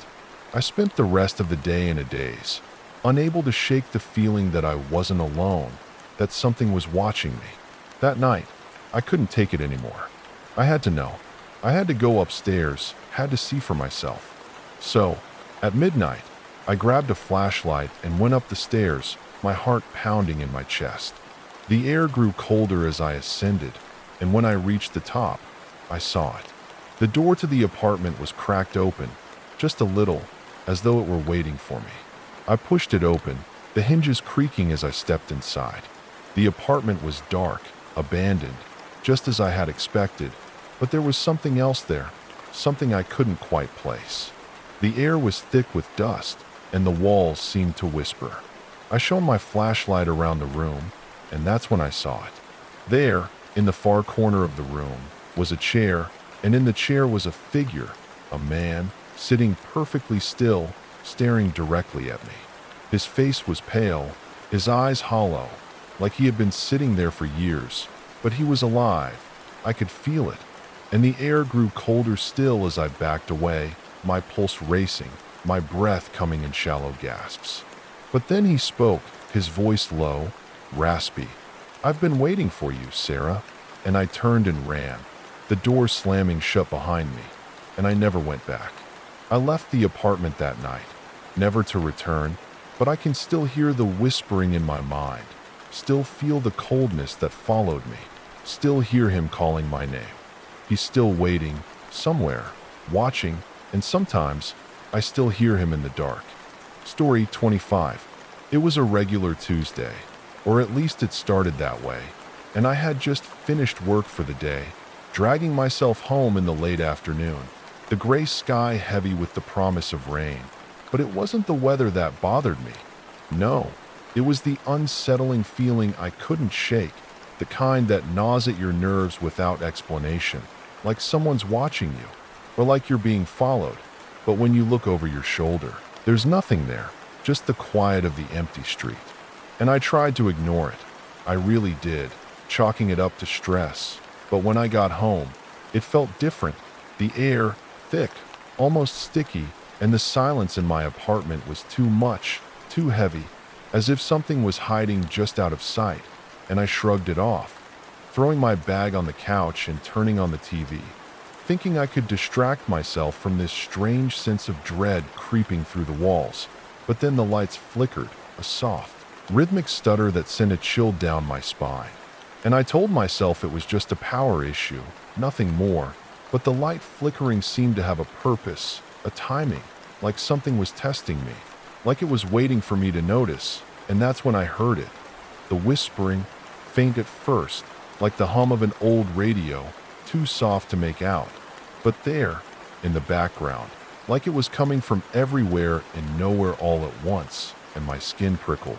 Every instinct screaming at me to turn off the TV, turn off everything, to listen, to hear, but I didn't, not at first. I tried to ignore it, tried to tell myself it was just my mind playing tricks, but the whispers grew louder, sharper, insistent, and it wasn't until they started calling my name that I stood up, my legs shaking as the words rang clear in the silence. "Sarah." It wasn't a question, it wasn't a plea, it was a demand, as if it knew me, as if it had been waiting for me. And my heart slammed against my chest as I turned toward the hallway, my mouth dry, my body frozen, because I knew, deep down, that there was something in my apartment with me, and I hadn't invited it. I wanted to run, I wanted to scream, but I couldn't move, couldn't breathe. And then it happened again, louder this time, more distinct. "Sarah, come here." The voice was low, rasping, the kind of whisper that crawls under your skin and makes you feel like you're drowning, like the world is closing in on you. And I backed away from the sound, stumbling as I tried to make sense of what was happening. But there was no making sense of it. I was alone in my apartment. I knew that. I could feel the empty space around me. But the voice came again, closer this time, and I could feel it in my bones, in my head, like something was reaching out from the walls, trying to pull me in. "Please," the voice whispered, desperate now, pleading, but I didn't move. I couldn't. And then, just as suddenly as it had started, it stopped. Silence. Deep, suffocating silence. And for a moment, I thought maybe it was all just a nightmare. Maybe I had imagined it. But the chill in the room wouldn't go away, and the hairs on the back of my neck stood up as I stared at the hallway, waiting for something, anything, but nothing came. I stayed there for hours, too afraid to move, too afraid to sleep, and when I finally dared to get up and check the hallway, there was nothing. No one. Just the empty darkness of my apartment.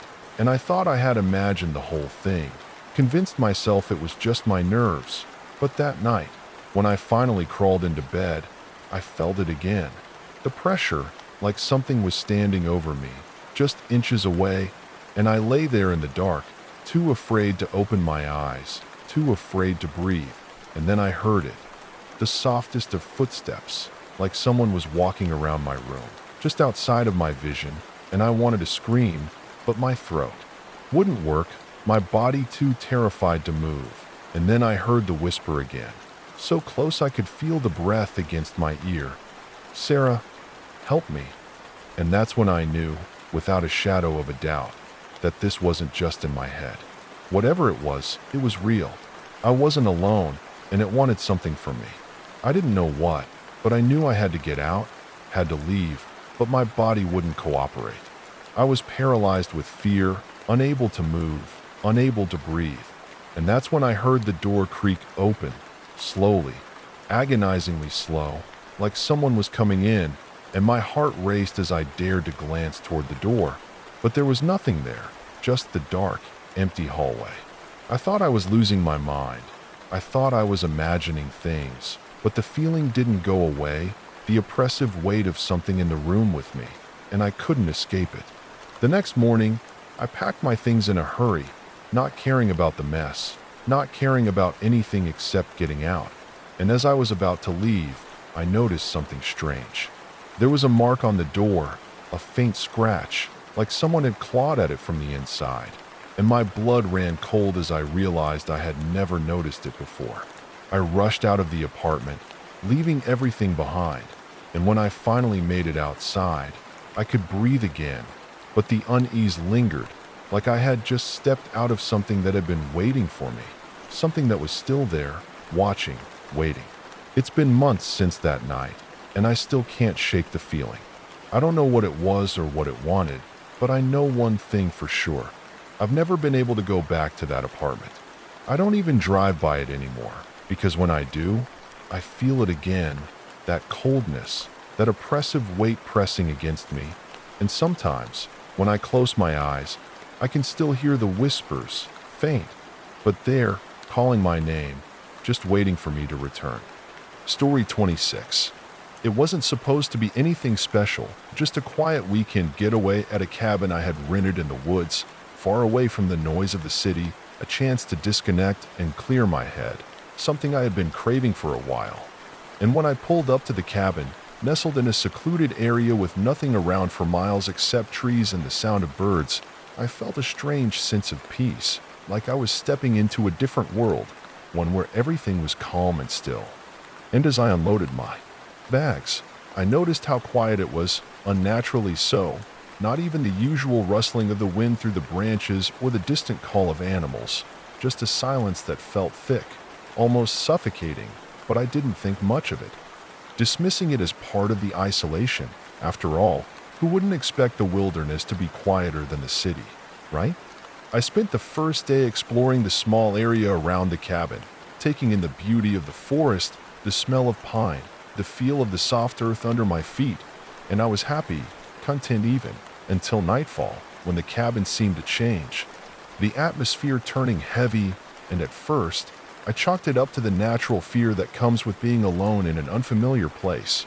But then I heard it, the sound of scratching, like nails dragging across wood, coming from the walls, and it sent a chill down my spine, because there was no one else in the cabin, and when I investigated, there was nothing, just the same old wooden walls, worn by time and weather, but the noise continued, louder this time, as though something was desperately trying to get inside. And I couldn't shake the feeling that something was wrong, something was watching me, and I didn't sleep that night, not even a wink. I just sat on the couch, my eyes darting around the room, listening to every creak, every moan of the cabin, waiting for something, anything.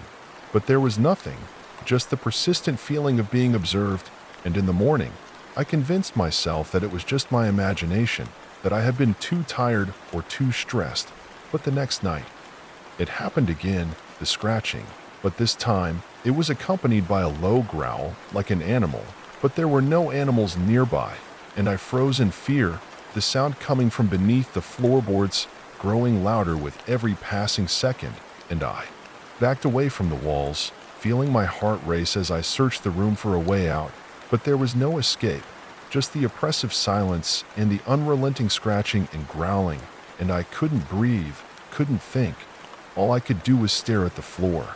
As the sound seemed to move closer, closer, like something was trying to burrow its way up from the darkness below. And then it stopped. Silence. And I waited, my body trembling, and when I finally dared to move, to breathe again, I noticed something that I hadn't before. The air was colder, much colder, and I could see my breath fogging in front of me, though the temperature outside hadn't dropped.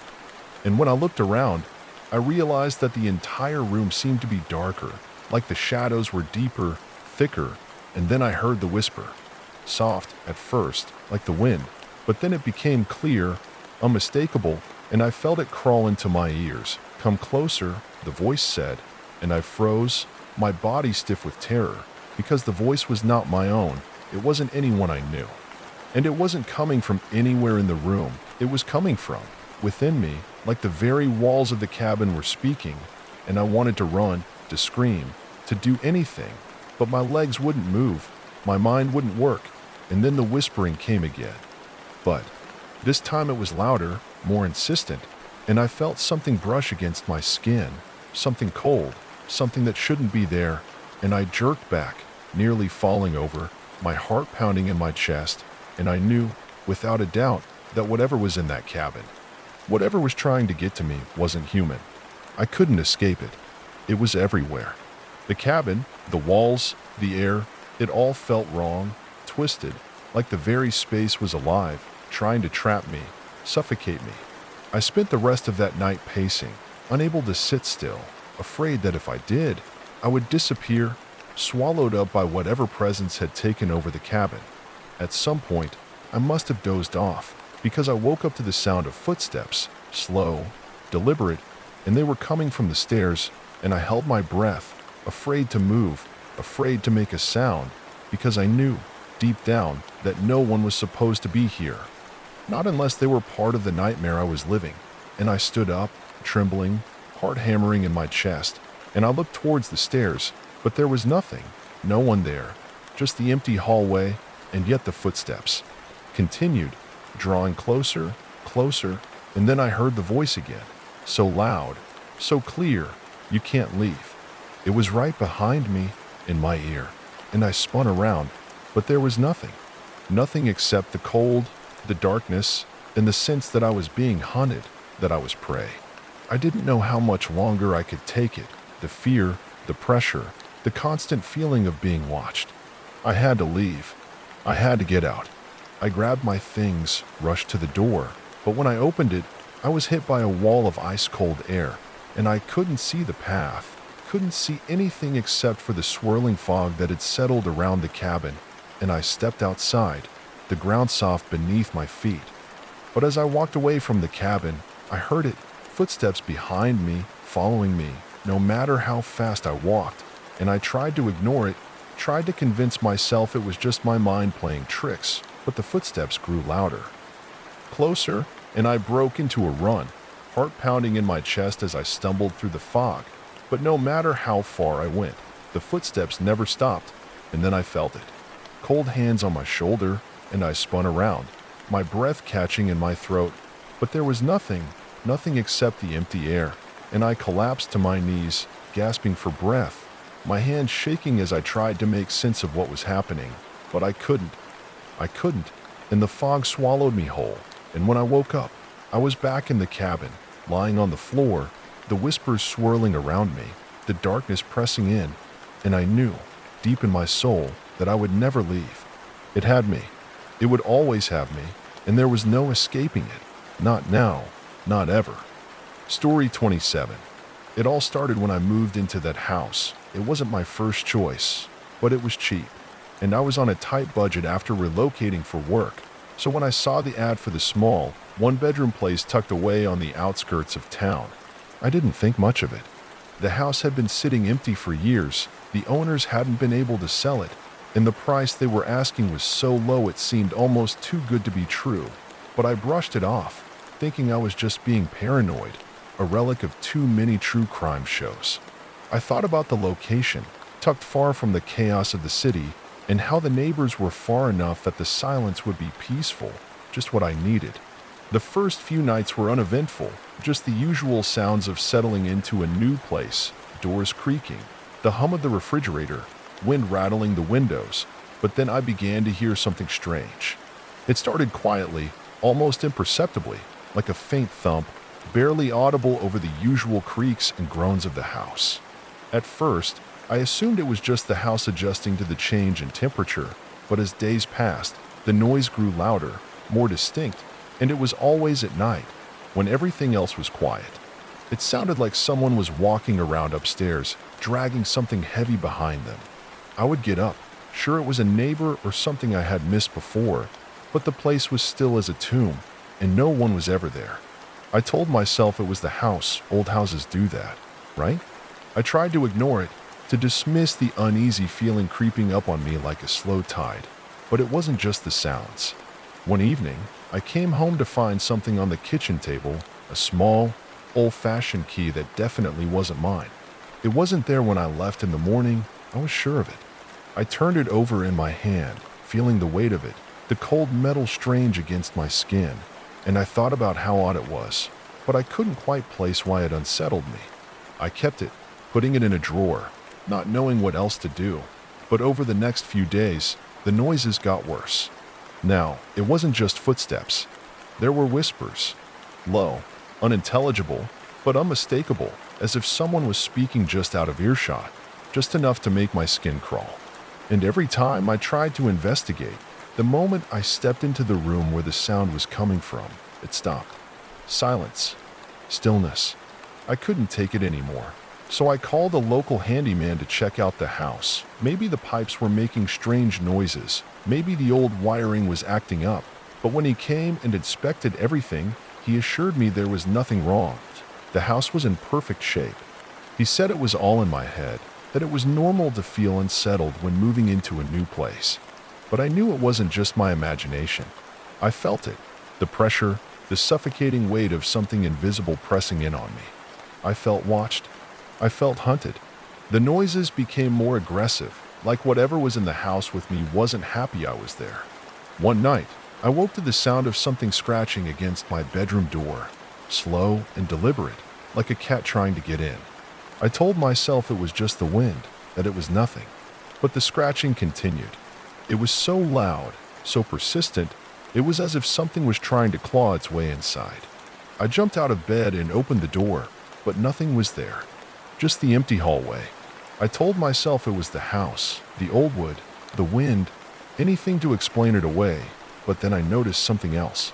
On the floor in front of me, in the dim light, I saw deep gouges, like something had been scratching at the floor itself. That was the moment I knew something wasn't right. That was the moment I felt the fear crawl under my skin. It didn't stop there.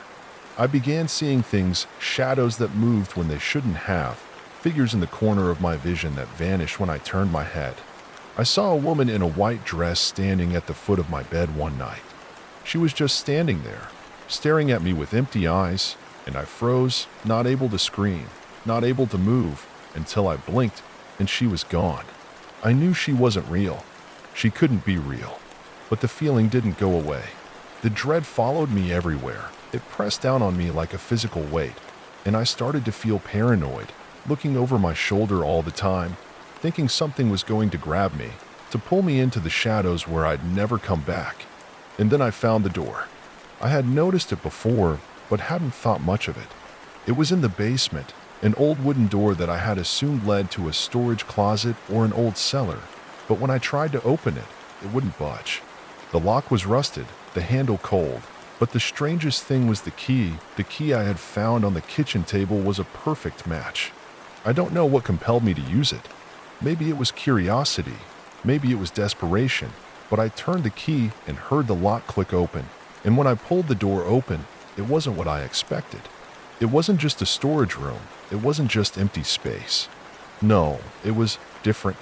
The air inside was thick, almost too thick to breathe, and the stairs leading down into the darkness seemed to stretch forever. I stood at the top for a long time, too afraid to go down, too afraid to turn back, because I knew that whatever had been lurking in the house was down there, waiting for me to open the door. But I had already gone this far.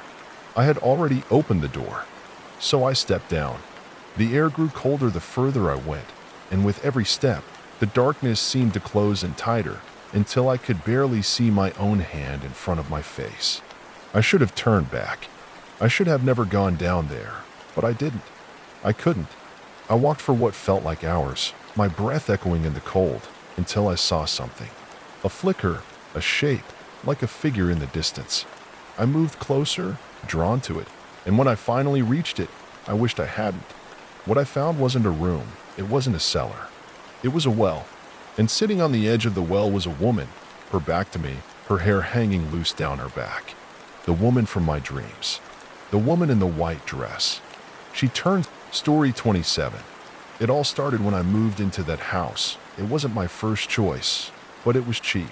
And I was on a tight budget after relocating for work. So when I saw the ad for the small, one-bedroom place tucked away on the outskirts of town, I didn't think much of it. The house had been sitting empty for years. The owners hadn't been able to sell it, and the price they were asking was so low it seemed almost too good to be true. But I brushed it off, thinking I was just being paranoid, a relic of too many true crime shows. I thought about the location, tucked far from the chaos of the city, and how the neighbors were far enough that the silence would be peaceful, just what I needed. The first few nights were uneventful, just the usual sounds of settling into a new place. Doors creak. Story 28. I don't know how to start this without sounding like I've completely lost my mind, but I swear everything I'm about to say happened to me exactly as I remember it, and I remember it clearly even if I wish every day I didn't, because forgetting would mean freedom, but remembering means I'm still trapped, and I am very much still trapped no matter how far I run, or how many lights I leave on, or how many nights I spend awake just waiting for that sound again, that awful sound that broke me that night and never let me recover, and it all started with that damn job. The night shift security post at the old county hospital that had been mostly decommissioned after the new medical center was built, and they only kept a skeleton crew on site to guard the equipment and paperwork that hadn't been moved out yet, and maybe they thought some homeless people might try to get in, or maybe they were just covering their asses legally, but whatever the reason, they needed someone to sit in the security office from 10 p.m. to 6 a.m. and watch cameras and walk the halls twice a night, and that someone ended up being me, and I said yes because it paid decently and I had just been laid off from the auto shop and needed something, anything, to pay rent and feed myself, and I told myself it was temporary and harmless and even boring, but boredom is safe, and I could use a little boredom, but that place wasn't boring, not after the third night when I first heard the sound. A high-pitched whistle like wind moving through broken glass, but the windows were all sealed, and I was sitting right there in the main hall, and I didn't feel any draft, and when I stood up and walked the corridor with my flashlight, I found the air cold. colder than it should have been in early summer. And I heard something scuffing against the tile ahead of me like bare feet dragging lazily, reluctantly, and I called out thinking it was a patient or maybe a junkie who snuck in, but no one answered, and when I turned the corner I saw no one, but I felt something pass me. I swear on my life I felt it. A sudden pressure like someone brushing against me fast like they were running, but I saw nothing, and I told myself it was my imagination because I was tired or the light was playing tricks on me, and I returned to the security office and forced myself to sit still and drink coffee and watch the flickering black and white feeds on the screen, and for hours nothing happened. But when I stood up to do my 3 a.m. round, I found the door to the west wing open, and that door is heavy and creaky and always locked because that section of the building had mold damage and was supposed to be sealed off, but it was open and something had written on the walls with fingers dipped in something dark and sticky, and at first I thought it was rust or paint until I smelled it, and it was blood, old blood, and my knees buckled and I dropped my flashlight and it rolled across the floor and landed against something that wasn't supposed to be there. Something that looked like a person hunched on the ground, but when I stepped closer it skittered back into the dark like a centipede, and I froze, completely paralyzed, and I knew something was wrong with this building. Something had been festering in it since before I got there, and maybe before the place was shut down, and maybe even before it was ever built, and I ran back to the security office and locked the door and waited out the night with my back pressed to the wall, flinching at every creak and groan and distant knock, and when the sun rose I quit. I left my badge and key and walked out and told no one what I saw because I thought maybe it was just me, maybe I was cracking under stress, but the dream started that night. Horrible dreams where I was trapped in the hospital, but it wasn't abandoned anymore. It was full of people with no faces and all of them bleeding from their mouths, and they were chanting in reverse like a record spinning the wrong way, and every time I tried to escape I'd end up back at the beginning of the hallway like the place was folding in on itself, and I'd wake up screaming, and sometimes I'd have scratches on my legs or arms, and my fingernails would be black like I'd clawed my way through something filthy and wet, and I stopped sleeping and I stopped leaving the house, and my friends stopped calling because I couldn't explain anything without sounding insane, but I knew I wasn't because one night I heard something outside my apartment door, the same whistling sound, soft and patient, and then a single knock, not frantic or loud but deliberate, like it knew I was there, and it wasn't in a hurry, and I didn't open the door. I never opened it. I sat in the corner of the living room holding a knife and shaking until morning, but when I finally got the courage to look there were footprints, barefoot and damp, leading away from the door down the hall into nothing, and I started researching the hospital and I found stories, buried old forums and comment, threads from other workers and patients talking about how that wing had always been wrong, about how people would go missing for hours or have sudden seizures or see things they couldn't explain, and there was a nurse who jumped from the roof and a janitor who tried to burn the place down in the 80s, but no charges were ever filed, and the newspapers called it a wiring accident. But I found a scan of the fire department report, and it clearly said accelerant was used, and the man kept saying it's in the walls over and over before they took him away, and then I started noticing the smell. The same coppery smell of old blood, sometimes in my bathroom, sometimes under my bed. And I cleaned obsessively and checked the plumbing, and even paid someone to inspect the place, but they found nothing, and I knew it wasn't over. I knew that thing followed me, and it wasn't a ghost or a demon in the Hollywood sense. It wasn't something that could be exorcised or banished or named because it didn't have a name. It was older than names, and it doesn't want to haunt you. It wants to hollow you out and wear your body and live again, and it's patient. It waits until you're weak, until you're sleep-deprived and alone and willing to believe you're insane just to make it stop. But I won't let it win. I refuse. And if you're reading this, maybe you took the job I quit, or maybe you've heard the sound too, and maybe you started dreaming of white halls and red floors, and maybe you think it's nothing, but I'm telling you now, if you feel the air go still and cold and hear that low whistling behind the door, don't open it, don't speak to it, don't let it in, because once it sees you, it never forgets, and it never stops, and it never dies. It just waits and watches and scratches and whispers, and if you ever wake up and your walls are bleeding and your voice doesn't sound like your own anymore, then it's already too late.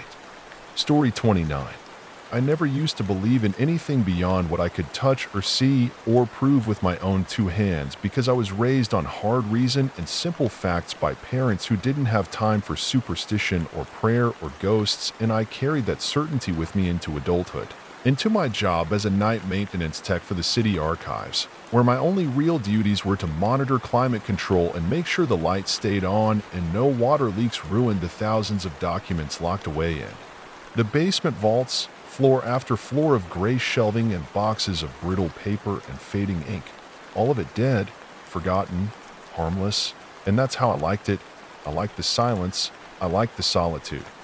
I liked that the air was always too cold for comfort and that the fluorescent lights always hummed just a little too loud, because in that emptiness I felt control, and for years nothing happened, not a single real emergency, not a single reason to doubt that I was alone, until the night I found the stairwell door open, one of the lower sublevels we never used anymore, marked with yellow tape and rusted warning signs and a lock that should have held, but it was open, swinging slightly in a breeze that shouldn't have existed that deep underground. And I told myself it was nothing, just a bad latch, a pressure shift. But I had to check it out, had to file a report, and the moment I stepped through, the air changed. The lights flickered and the hum dropped away, and I realized the hallway wasn't supposed to be there. The concrete was wrong, the floor wasn't level, and the smell, God, the smell, like burnt hair and mold and something else I still can't describe, metallic and sweet like rot behind a wall. And I should have turned back. Should have shut the door and logged it and walked away, but I didn't, because I heard something faint and wet, like breathing through water, and I thought maybe someone had broken in, some addict or squatter or sick bastard looking for a place to hide. So I went deeper, my flashlight shaking, the beam bouncing off walls covered in strange stains that looked too fresh, too red, and then I heard the whispering. Not words exactly, but the rhythm of speech. Like something trying to imitate human language but getting it wrong, syllables bending in on themselves like broken bones, and I saw a shape at the end of the hall, tall, thin, moving wrong, jerky, and too fast. But it vanished around a corner before I could make out any detail. So I followed, because some part of me couldn't help it, like a hook in my spine pulling me forward, and I turned that corner and found another hallway that wasn't on any map, the walls pulsing slightly like veins, and the air was thick now, like breathing soup. And my ears were ringing with that same wet breathing noise but louder, closer, and I felt something behind me, something watching, and I turned fast, too fast, and saw nothing but a flash of black against deeper black, and I ran. I didn't even think about it, I just ran. But the hallway didn't end, it kept going, turning in impossible angles, doors lining the walls that hadn't been there before, some of them open, some of them oozing that same wet red that I now knew wasn't paint. And one of the doors slammed behind me even though I hadn't touched it, and I heard it laugh, low and dry and hollow like teeth grinding together, and I screamed, but the sound was swallowed by the walls, and I knew it was real. I knew something had woken up in that dead space and seen me and wanted me. And when I finally found stairs, spiraling, narrow, slick, I climbed without looking back. And when I burst into the maintenance room, I slammed the door and broke the latch and turned off the lights and sat in the corner for hours until morning. And when my supervisor came in, he asked why I looked like I'd seen a ghost, and I told him I got lost, nothing more. Because how do you explain what doesn't make sense? And I tried to move on. I really did. I told myself it was a gas leak, a nightmare, a hallucination, anything but what I know deep down it was. Because the thing is, I hear it now, even when I'm home, even when I'm surrounded by people. I hear the whispering behind the walls, and I see shadows where shadows shouldn't be, and sometimes I wake up standing at my door with my hand on the knob, ready to open it, and I know it's calling me back, and I think the longer I resist, the more it learns how to reach me. Because the dreams are changing, becoming clearer, more detailed, like memories I never lived, and sometimes I smell that same burnt, sweet rot, and I know I'm not alone anymore. And the worst part is I don't think it wants to kill me. Not yet. I think it wants me to understand it, to become part of it. And every night I lose a little more of myself, like it's peeling me away in layers, waiting for the final piece to give in. And when that happens, when I finally open the door and walk into that dark again, I don't think I'll come back out, or if I do, it won't be me on the inside anymore. Story 30. I used to think the worst thing in life was being alone until I learned that the worst thing is realizing you're not. Not really, not ever. Because something watches you when you think you're safest, follows you when you think you're alone, and waits for years in the cracks of your life until you're too tired or too broken or too distracted to notice it slipping through. And that's what happened to me. And it started small, the way all real horrors start, not with screams or blood or shadows, dragging you down hallways, but with a feeling that something was just slightly wrong with the world, something crooked behind the wallpaper of your reality that you can't quite put into words until it's far too late. Like the way my kitchen light would flicker at the exact same time every night at 3:17 a.m., not once, not sometimes, but always like clockwork. Or how I'd find my bedroom window open in the mornings when I knew with absolute certainty I had locked it the night before, or the way my phone alarm would sometimes not go off, even though the settings hadn't changed, even though I tested it 10 times. And then came the noises, soft scratching under the bed, not mice, not mechanical, but something wet, something soft dragging against the floorboards with intention. And I told myself it was just stress or some kind of sleep disorder even when I started waking up in the wrong position, upside down in bed with my feet on the pillow, or standing in the hallway, barefoot, staring at the front door with my hand on the knob and no memory of getting there. And then the dreams began, or I guess I should call them memories now, because they weren't dreams in the way dreams fade. They stayed with me, sharp, painful, coated in the copper tang of fear.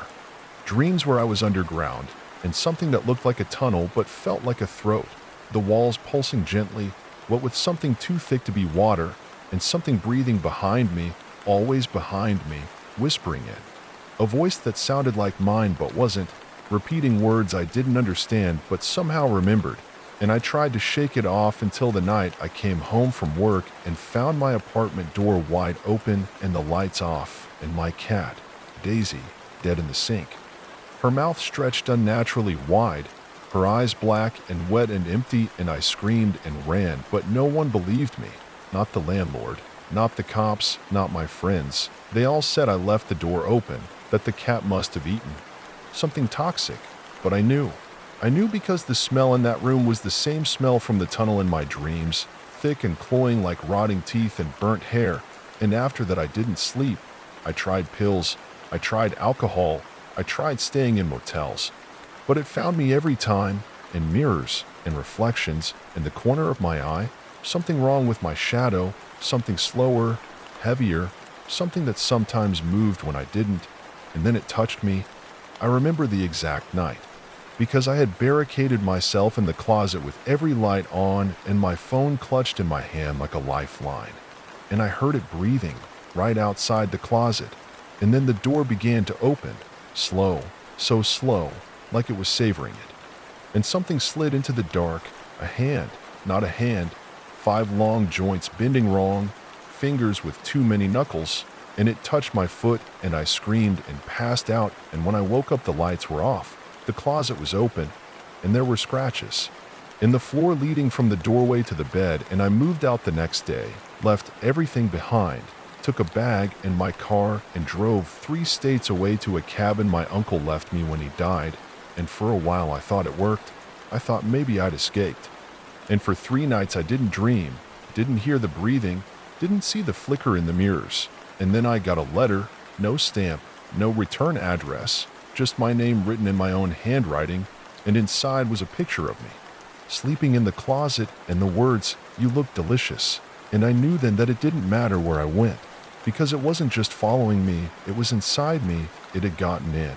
I don't know when, maybe years ago, maybe always, but it knew how to wait, how to make me doubt, how to smile with my teeth and laugh in my voice, and wear me like clothes when I wasn't paying attention. And now I don't know what's real anymore, because sometimes I black out for hours. Sometimes I wake up in places I've never been with blood under my fingernails and dirt in my mouth, and I don't know whose voice is on the recordings I find on my phone. whispering things in languages that don't exist. And I'm scared because I think it's trying to become me, or I'm becoming it, or maybe we've always been the same thing pretending to be two people. And I write this now as a warning, not because I think it will save me, because I know it's too late for that.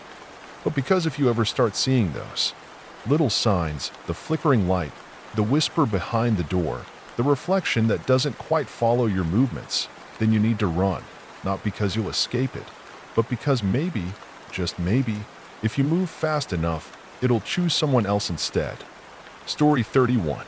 I know no one believes these stories when they're told from memory and pain instead of science and reason, but I swear to you that everything I'm about to say happened to me exactly as I remember it, or maybe worse. And the worst part is I still don't know if it was my fault or if something was waiting for me from the very beginning, something ancient, patient, and hungry, because I was always the kind of person who kept to myself, who stayed inside, who didn't go to church or believe in monsters or ghosts or demons or any of those things people use to explain the cold breath on their necks at night or the way the shadows in their houses seem to shift slightly when the lights are out. But that was before I moved into the house on 53rd Street. The one with the sloped ceiling and the crooked hallway that always seemed a little too dark no matter how many light bulbs I replaced. And I rented it because it was cheap and quiet and close to where I worked the night shift. But the very first night, I knew something was off because the bedroom door refused to stay shut even when I locked it. And every morning I'd wake up with it open and the hallway lights off even though I'd left them on. And I told myself it was old wiring, bad hinges, air pressure shifts, anything to avoid thinking that something else might be opening it. And then I started hearing the floorboards creak in patterns, footsteps that moved from the living room to the kitchen to the stairs, but never all the way up, just waiting at the top. And I'd lie in bed frozen, heart pounding, unable to breathe, knowing that if I opened the door I would see something standing there, something tall and still and wrong. And after that came the voices, always at 2:42 a.m., whispering from inside the walls in a language I couldn't understand but felt like it had been etched into my bones long before I was born. And the more I tried to ignore it, the stronger it became, until one night I woke up with the sound of screaming in my ears only to find that my mouth was open and it was me. I was the one screaming, but I didn't know why. And when I looked in the mirror, I didn't recognize my own eyes. They were bloodshot and too wide and somehow older, like they'd seen something I hadn't yet caught up to. And that's when the dream started, vivid and cold. Dreams of standing at the bottom of a well with no water and no light and something crawling at the edge just out of sight, long thin fingers scratching at the stone like it was trying to find a crack. And every time I woke from those dreams I had dirt under my fingernails and scratches on my arms, deep ones, fresh ones, and I stopped sleeping, I stopped eating, I stopped opening the curtains or answering the door. And it didn't matter because it still found me. And one night it entered my room and stood in the corner by the dresser, not moving, just watching. And I don't know how I knew this, but I was certain that if I looked at its face I would go blind, not physically, not just my eyes, but blind in the sense of never being able to understand anything ever again, of losing not just sight but meaning itself. And it whispered to me, not in words, but in feelings, in memories that weren't mine. And I saw things, endless hallways carved from bone, ceilings made of skin, rivers that ran backwards filled with teeth. And it told me its name, not with sound but with pressure, like a hand on the inside of my skull. And that name is still there, carved into the back of my thoughts like graffiti. And every time I try to say it I bleed from my nose or my ears or my gums, and sometimes all three. And I know it's inside me now, not metaphorically, not like I'm possessed or cursed, but like it's part of my spine or woven through my bloodstream. And I started losing time, hours at first, then days, and I'd wake up in places I didn't recognize, my phone dead, my shoes wet, my hands raw, and once I woke up standing in the woods with something heavy in my coat pocket, and when I reached and I pulled out a piece of bone that wasn't human and wasn't animal and was warm, like it had just been taken from a body, and I threw it and ran, and I swear I heard it hit something soft just out of sight, something that breathed. And now I can't leave the house for more than a few hours before the itching starts, behind my eyes, and my teeth, and my thoughts, and I know it's pulling me back, like a leash, and I've tried everything: priests, doctors, therapists, exorcists, drugs, sleep deprivation. But nothing helps because nothing can reach where it lives. Not unless they go into the house and down the stairs and into the room I boarded up and sealed with salt and covered with symbols that came to me in dreams drawn in blood I didn't know was mine. And it still gets out sometimes, just enough to remind me it's there. And the worst part isn't the fear, isn't the pain or the madness or the loneliness. It's that I think part of me wants to let it in, to become it, to stop being afraid and just accept that I was never meant to be alone in here, that it's always been waiting, and that the moment I finally look into its face, I'll finally understand what it means to stop being human and start being something else. Story 32. I was only 6 years old the first time I saw it standing at the end of my bed, not moving, not speaking, just watching me with eyes that were nothing but pits, deep and dark and wet like tunnels carved through the skull of a rotting animal. And I didn't scream because it felt like screaming would wake something worse, like noise would give it permission to touch me. And so I lay there, stiff and shivering and staring until I blinked and it was gone. And the next morning my mother told me I must have had a nightmare, even though the carpet at the foot of the bed was soaked and smelled like mildew and old breath. And that should have been the end of it. That should have been just a moment in a strange childhood. But it came back again and again, always standing, never speaking, but every time it was a little closer, a little taller, and my parents didn't believe me even when I stopped sleeping entirely, when I wet the bed from sheer terror, when I started hiding knives under my pillow because I thought I'd be able to fight it. But you can't fight something that doesn't breathe, that doesn't move, that isn't really there, or maybe is more there than anything else in the world. And it wasn't until I was 9 that I realized it didn't only come at night, because I saw it in the mirror one morning, standing behind me in the hallway while I brushed my teeth, closer than it had ever been. So close I should have felt breath or heat or something, but it was cold, not the kind of cold that makes you shiver, but the kind that sits behind your eyes and turns everything gray. And I turned around and it was gone. Of course it was gone. And they said it was my imagination. Said maybe I was lonely. Said maybe I needed friends or a dog or medication.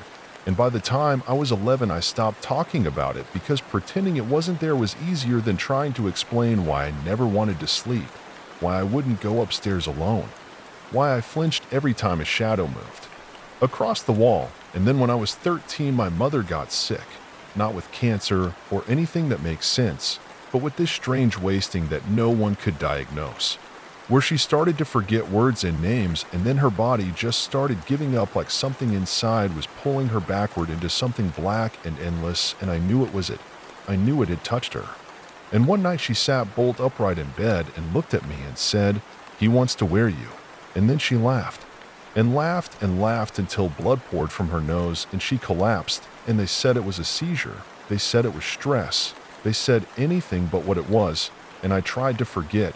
I tried to live normally, went to school, made friends, got a job, got an apartment. But it always came back, always found me, no matter where I went, no matter how many lights I left on. And it didn't just stay in the corners anymore. Now it followed me into the shower. Now I'd see it behind the frosted glass, just standing there. Or I'd feel it sit down on the edge of my bed while I was awake pretending to be asleep. And I could hear its weight press down the mattress, smell that same rot, that same ancient breath. And I knew that it was waiting for me to fall apart completely so it could slip inside the cracks. And I started seeing things in the daylight. People looking at me too long on the subway. Mirrors that didn't quite show my reflection correctly. A version of me that smiled when I didn't, or blinked too slow, or leaned too close. And I began losing time. Whole hours where I'd come to in strange places with blood on my shirt and dirt under my nails and scratches I couldn't remember getting. And I thought maybe I was losing my mind. Maybe it had already gotten in. Maybe I wasn't me anymore, but a puppet walking around with strings I couldn't see. And I tried to kill myself once just to make it stop, just to cut the string. But something stopped me. Not fear, not hesitation, but a hand on mine, gently taking the blade from my fingers and setting it down. And I turned to look, and of course no one was there. But I felt it. I felt the smile, like it was saying not yet, because this thing doesn't want to kill you. It wants to hollow you out and wear your skin like a coat and walk around smiling at your neighbors and petting your dog and going to work while you scream silently from somewhere deep inside. And I think it's already started, because sometimes I see things I don't remember doing, text messages I didn't send, conversations I don't recall having, photographs of me standing in places I've never been, always smiling, always staring straight at the lens, and the people around me are starting to act strange, starting to avoid me, starting to look scared, and I want to tell them I'm still in here. I'm still me, but I don't know if I am, because sometimes I wake up in the middle of the night laughing, not scared laughter, but deep, hollow, delighted, and it echoes in my chest like someone else is living in there. And when I look in the mirror now, I see two of me, one in the reflection and one looking out, and I don't know which one is real anymore. And maybe this isn't a warning. Maybe this is a confession. Maybe I let it in, and maybe it's better this way. Maybe this is who I was always meant to be. Or maybe it's just riding through me now, using my fingers, telling this story so you'll read it and wonder and feel that cold weight settle on your shoulders and start to smell something rotting in the corners of your room. And then maybe it will come for you. Maybe it already has. Maybe it's standing behind you right now. And if you turn around, if you look fast enough, maybe you'll see it too. Story 33. It started when I moved into the basement unit of that crumbling old house on Garrison Lane, the one where the landlord smiled too widely and said, "You're the kind who likes to be alone, huh?" And I said yes. Because I'd just gone through a breakup and lost my job and needed silence more than anything else.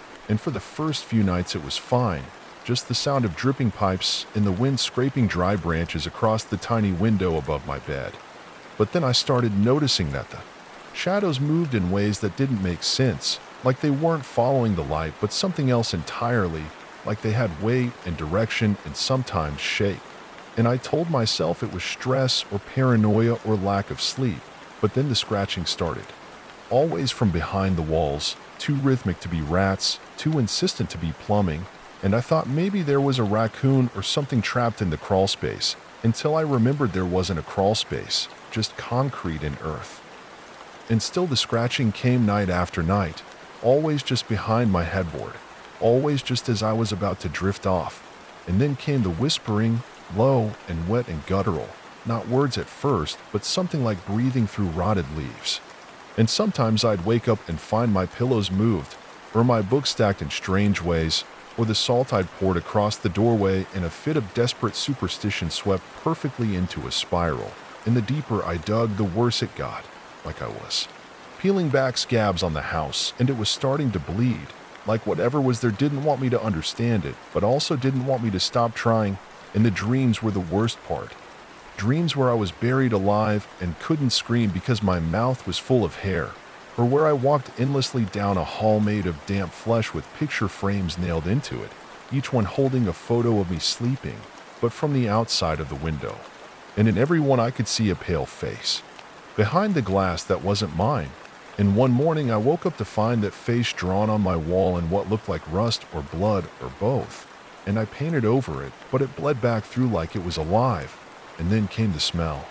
That sickly sweet decay like rotting fruit and spoiled meat and moldy teeth. And no matter how much I cleaned or lit candles or opened windows, it never left. And my phone started acting strange too. Photos I didn't take in my camera roll. Messages I didn't send sitting in my outbox. Voice recordings that were just static until the last 2 seconds when I'd hear my own voice whispering, "Let it in." And the worst part is I don't remember saying it. Don't remember recording it. But I know it was me because I could hear that tremble, that breath, and I tried to leave, packed my things, booked a motel, but when I got to the door it wouldn't open, not jammed, not stuck, just wouldn't open, like the knob turned endlessly. Like there was no outside anymore, like the apartment had sealed itself and I was buried alive again, and the lights went out, and I screamed. And then the lights came back, and I was sitting on my bed with no bags packed, no memory of what I'd just done, and the date on my phone was 2 days later. And I hadn't eaten or drank anything, but I wasn't hungry or thirsty, just empty, just cold, And when I checked the mirror, there were bruises on my throat like fingers and scratches on my chest I couldn't reach, and I started to cry. But no. Sound came out because something had stolen my voice in the night. And I realized then that I was being hollowed out piece by piece, like it was learning how to wear me.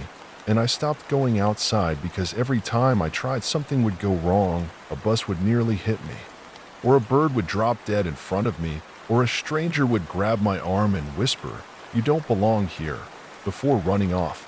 And even my reflection began to change, sometimes smiling when I wasn't, sometimes mouthing words I wasn't saying. And once I caught it looking to the left when I turned right, and I screamed. But the sound didn't come from me, it came from the mirror. And then one night, I woke up standing in the hallway facing the wall with my nose touching it and both hands pressed flat against the wallpaper. And when I tried to move, I couldn't until I whispered, "It's yours," and then my hands slid down like I'd been glued there. And I don't even know what I gave up that night, but something inside me shifted, cracked, uncoiled, and in the morning I was smiling and humming a tune I didn't know. And every time I blinked, I saw that pale face just behind my eyelids, just waiting, just watching. And I tried burning sage, tried calling a priest. But the sage turned to ash in my hand, and the priest walked into my apartment and immediately vomited and ran out and never came back. And that night I dreamed I was laying in bed while something peeled my skin back slowly, carefully. Like it loved me, like it wanted to wear me without leaving a mess. And when I woke up, there were scratches all along my back like claws or fingernails, and my sheets were damp and smelled like the sea. And then it started talking to me when I was awake. Not in words, but in urges, suggestions like don't go outside, or burn the photograph, or drink the water. And I listened. I did.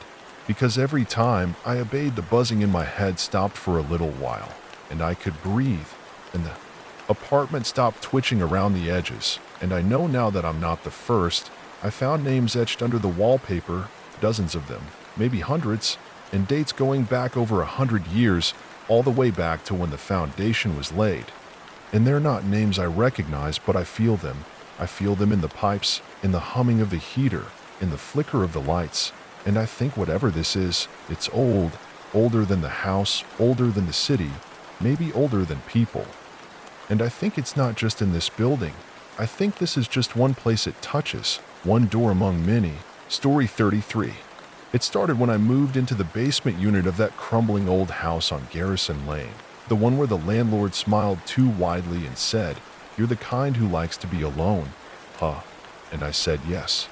Because I'd just gone through a breakup and lost my job and needed silence more than anything else. And for the first few nights it was fine, just the sound of dripping pipes and the wind scraping dry branches across the tiny window above my bed. But then I started noticing that the shadows moved in ways that didn't make sense, like they weren't following the light but something else entirely, like they had weight and direction and sometimes shape. And I told myself it was stress or paranoia or lack of sleep. But then the scratching started, always from behind the walls, too rhythmic to be rats, too insistent to be plumbing, and I thought maybe there was a rack. Story 34.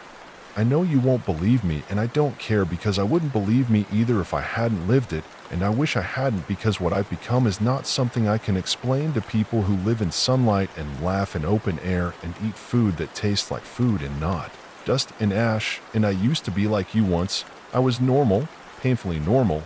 I had a job that made me tired. I had a girlfriend who eventually left. I had bills. I had routines. And I had this curiosity that always pushed me toward what should be left alone. And that's how it began.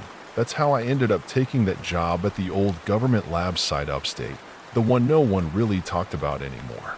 Not because it was decommissioned, but because even the people who worked there seemed to erase it from their memory. And I was hired as a site maintenance contractor. No science involved, just infrastructure checks, climate control, power regulation, and simple data backups, nothing fancy. Just keep the lights on and make sure no one breaks in or out. And I was told I'd be alone most of the time, and I thought that sounded perfect. Just me, an old bass, and silence. But I didn't understand that silence can grow teeth. Silence can become a thing that listens to you and waits. And the moment I stepped into that concrete maze, I felt it. like a pressure in my lungs that didn't belong to the air. And I laughed it off because the place was old and cold and maybe the ventilation wasn't perfect. But the first night, I heard voices in the walls, not whispering. No, not something you could mistake for water pipes or wind. I mean voices, speaking in overlapping tones, like multiple people trying to describe the same thing at once but getting it wrong. And I checked the cameras. Every room, every hallway, and nothing, just black and white feed and the hum of dying fluorescent bulbs. But still the voices went on, every night, closer, louder, more urgent, and then things started appearing in the access logs. Names that didn't belong to any of the 4 contractors assigned to the place, names like L, Keller, and D, Vellum and X, just the letter X. And when I searched the system to track the locations of these ID tags, I found them always moving in the lower levels. Sublevel 3 mostly, which had been sealed for decades. And I tried to disable the trackers thinking it was a glitch, but the system wouldn't let me. It just gave me errors I'd never seen before, lines of symbols instead of letters. In one night I decided to go down there, sublevel 3, because I couldn't stop thinking about it.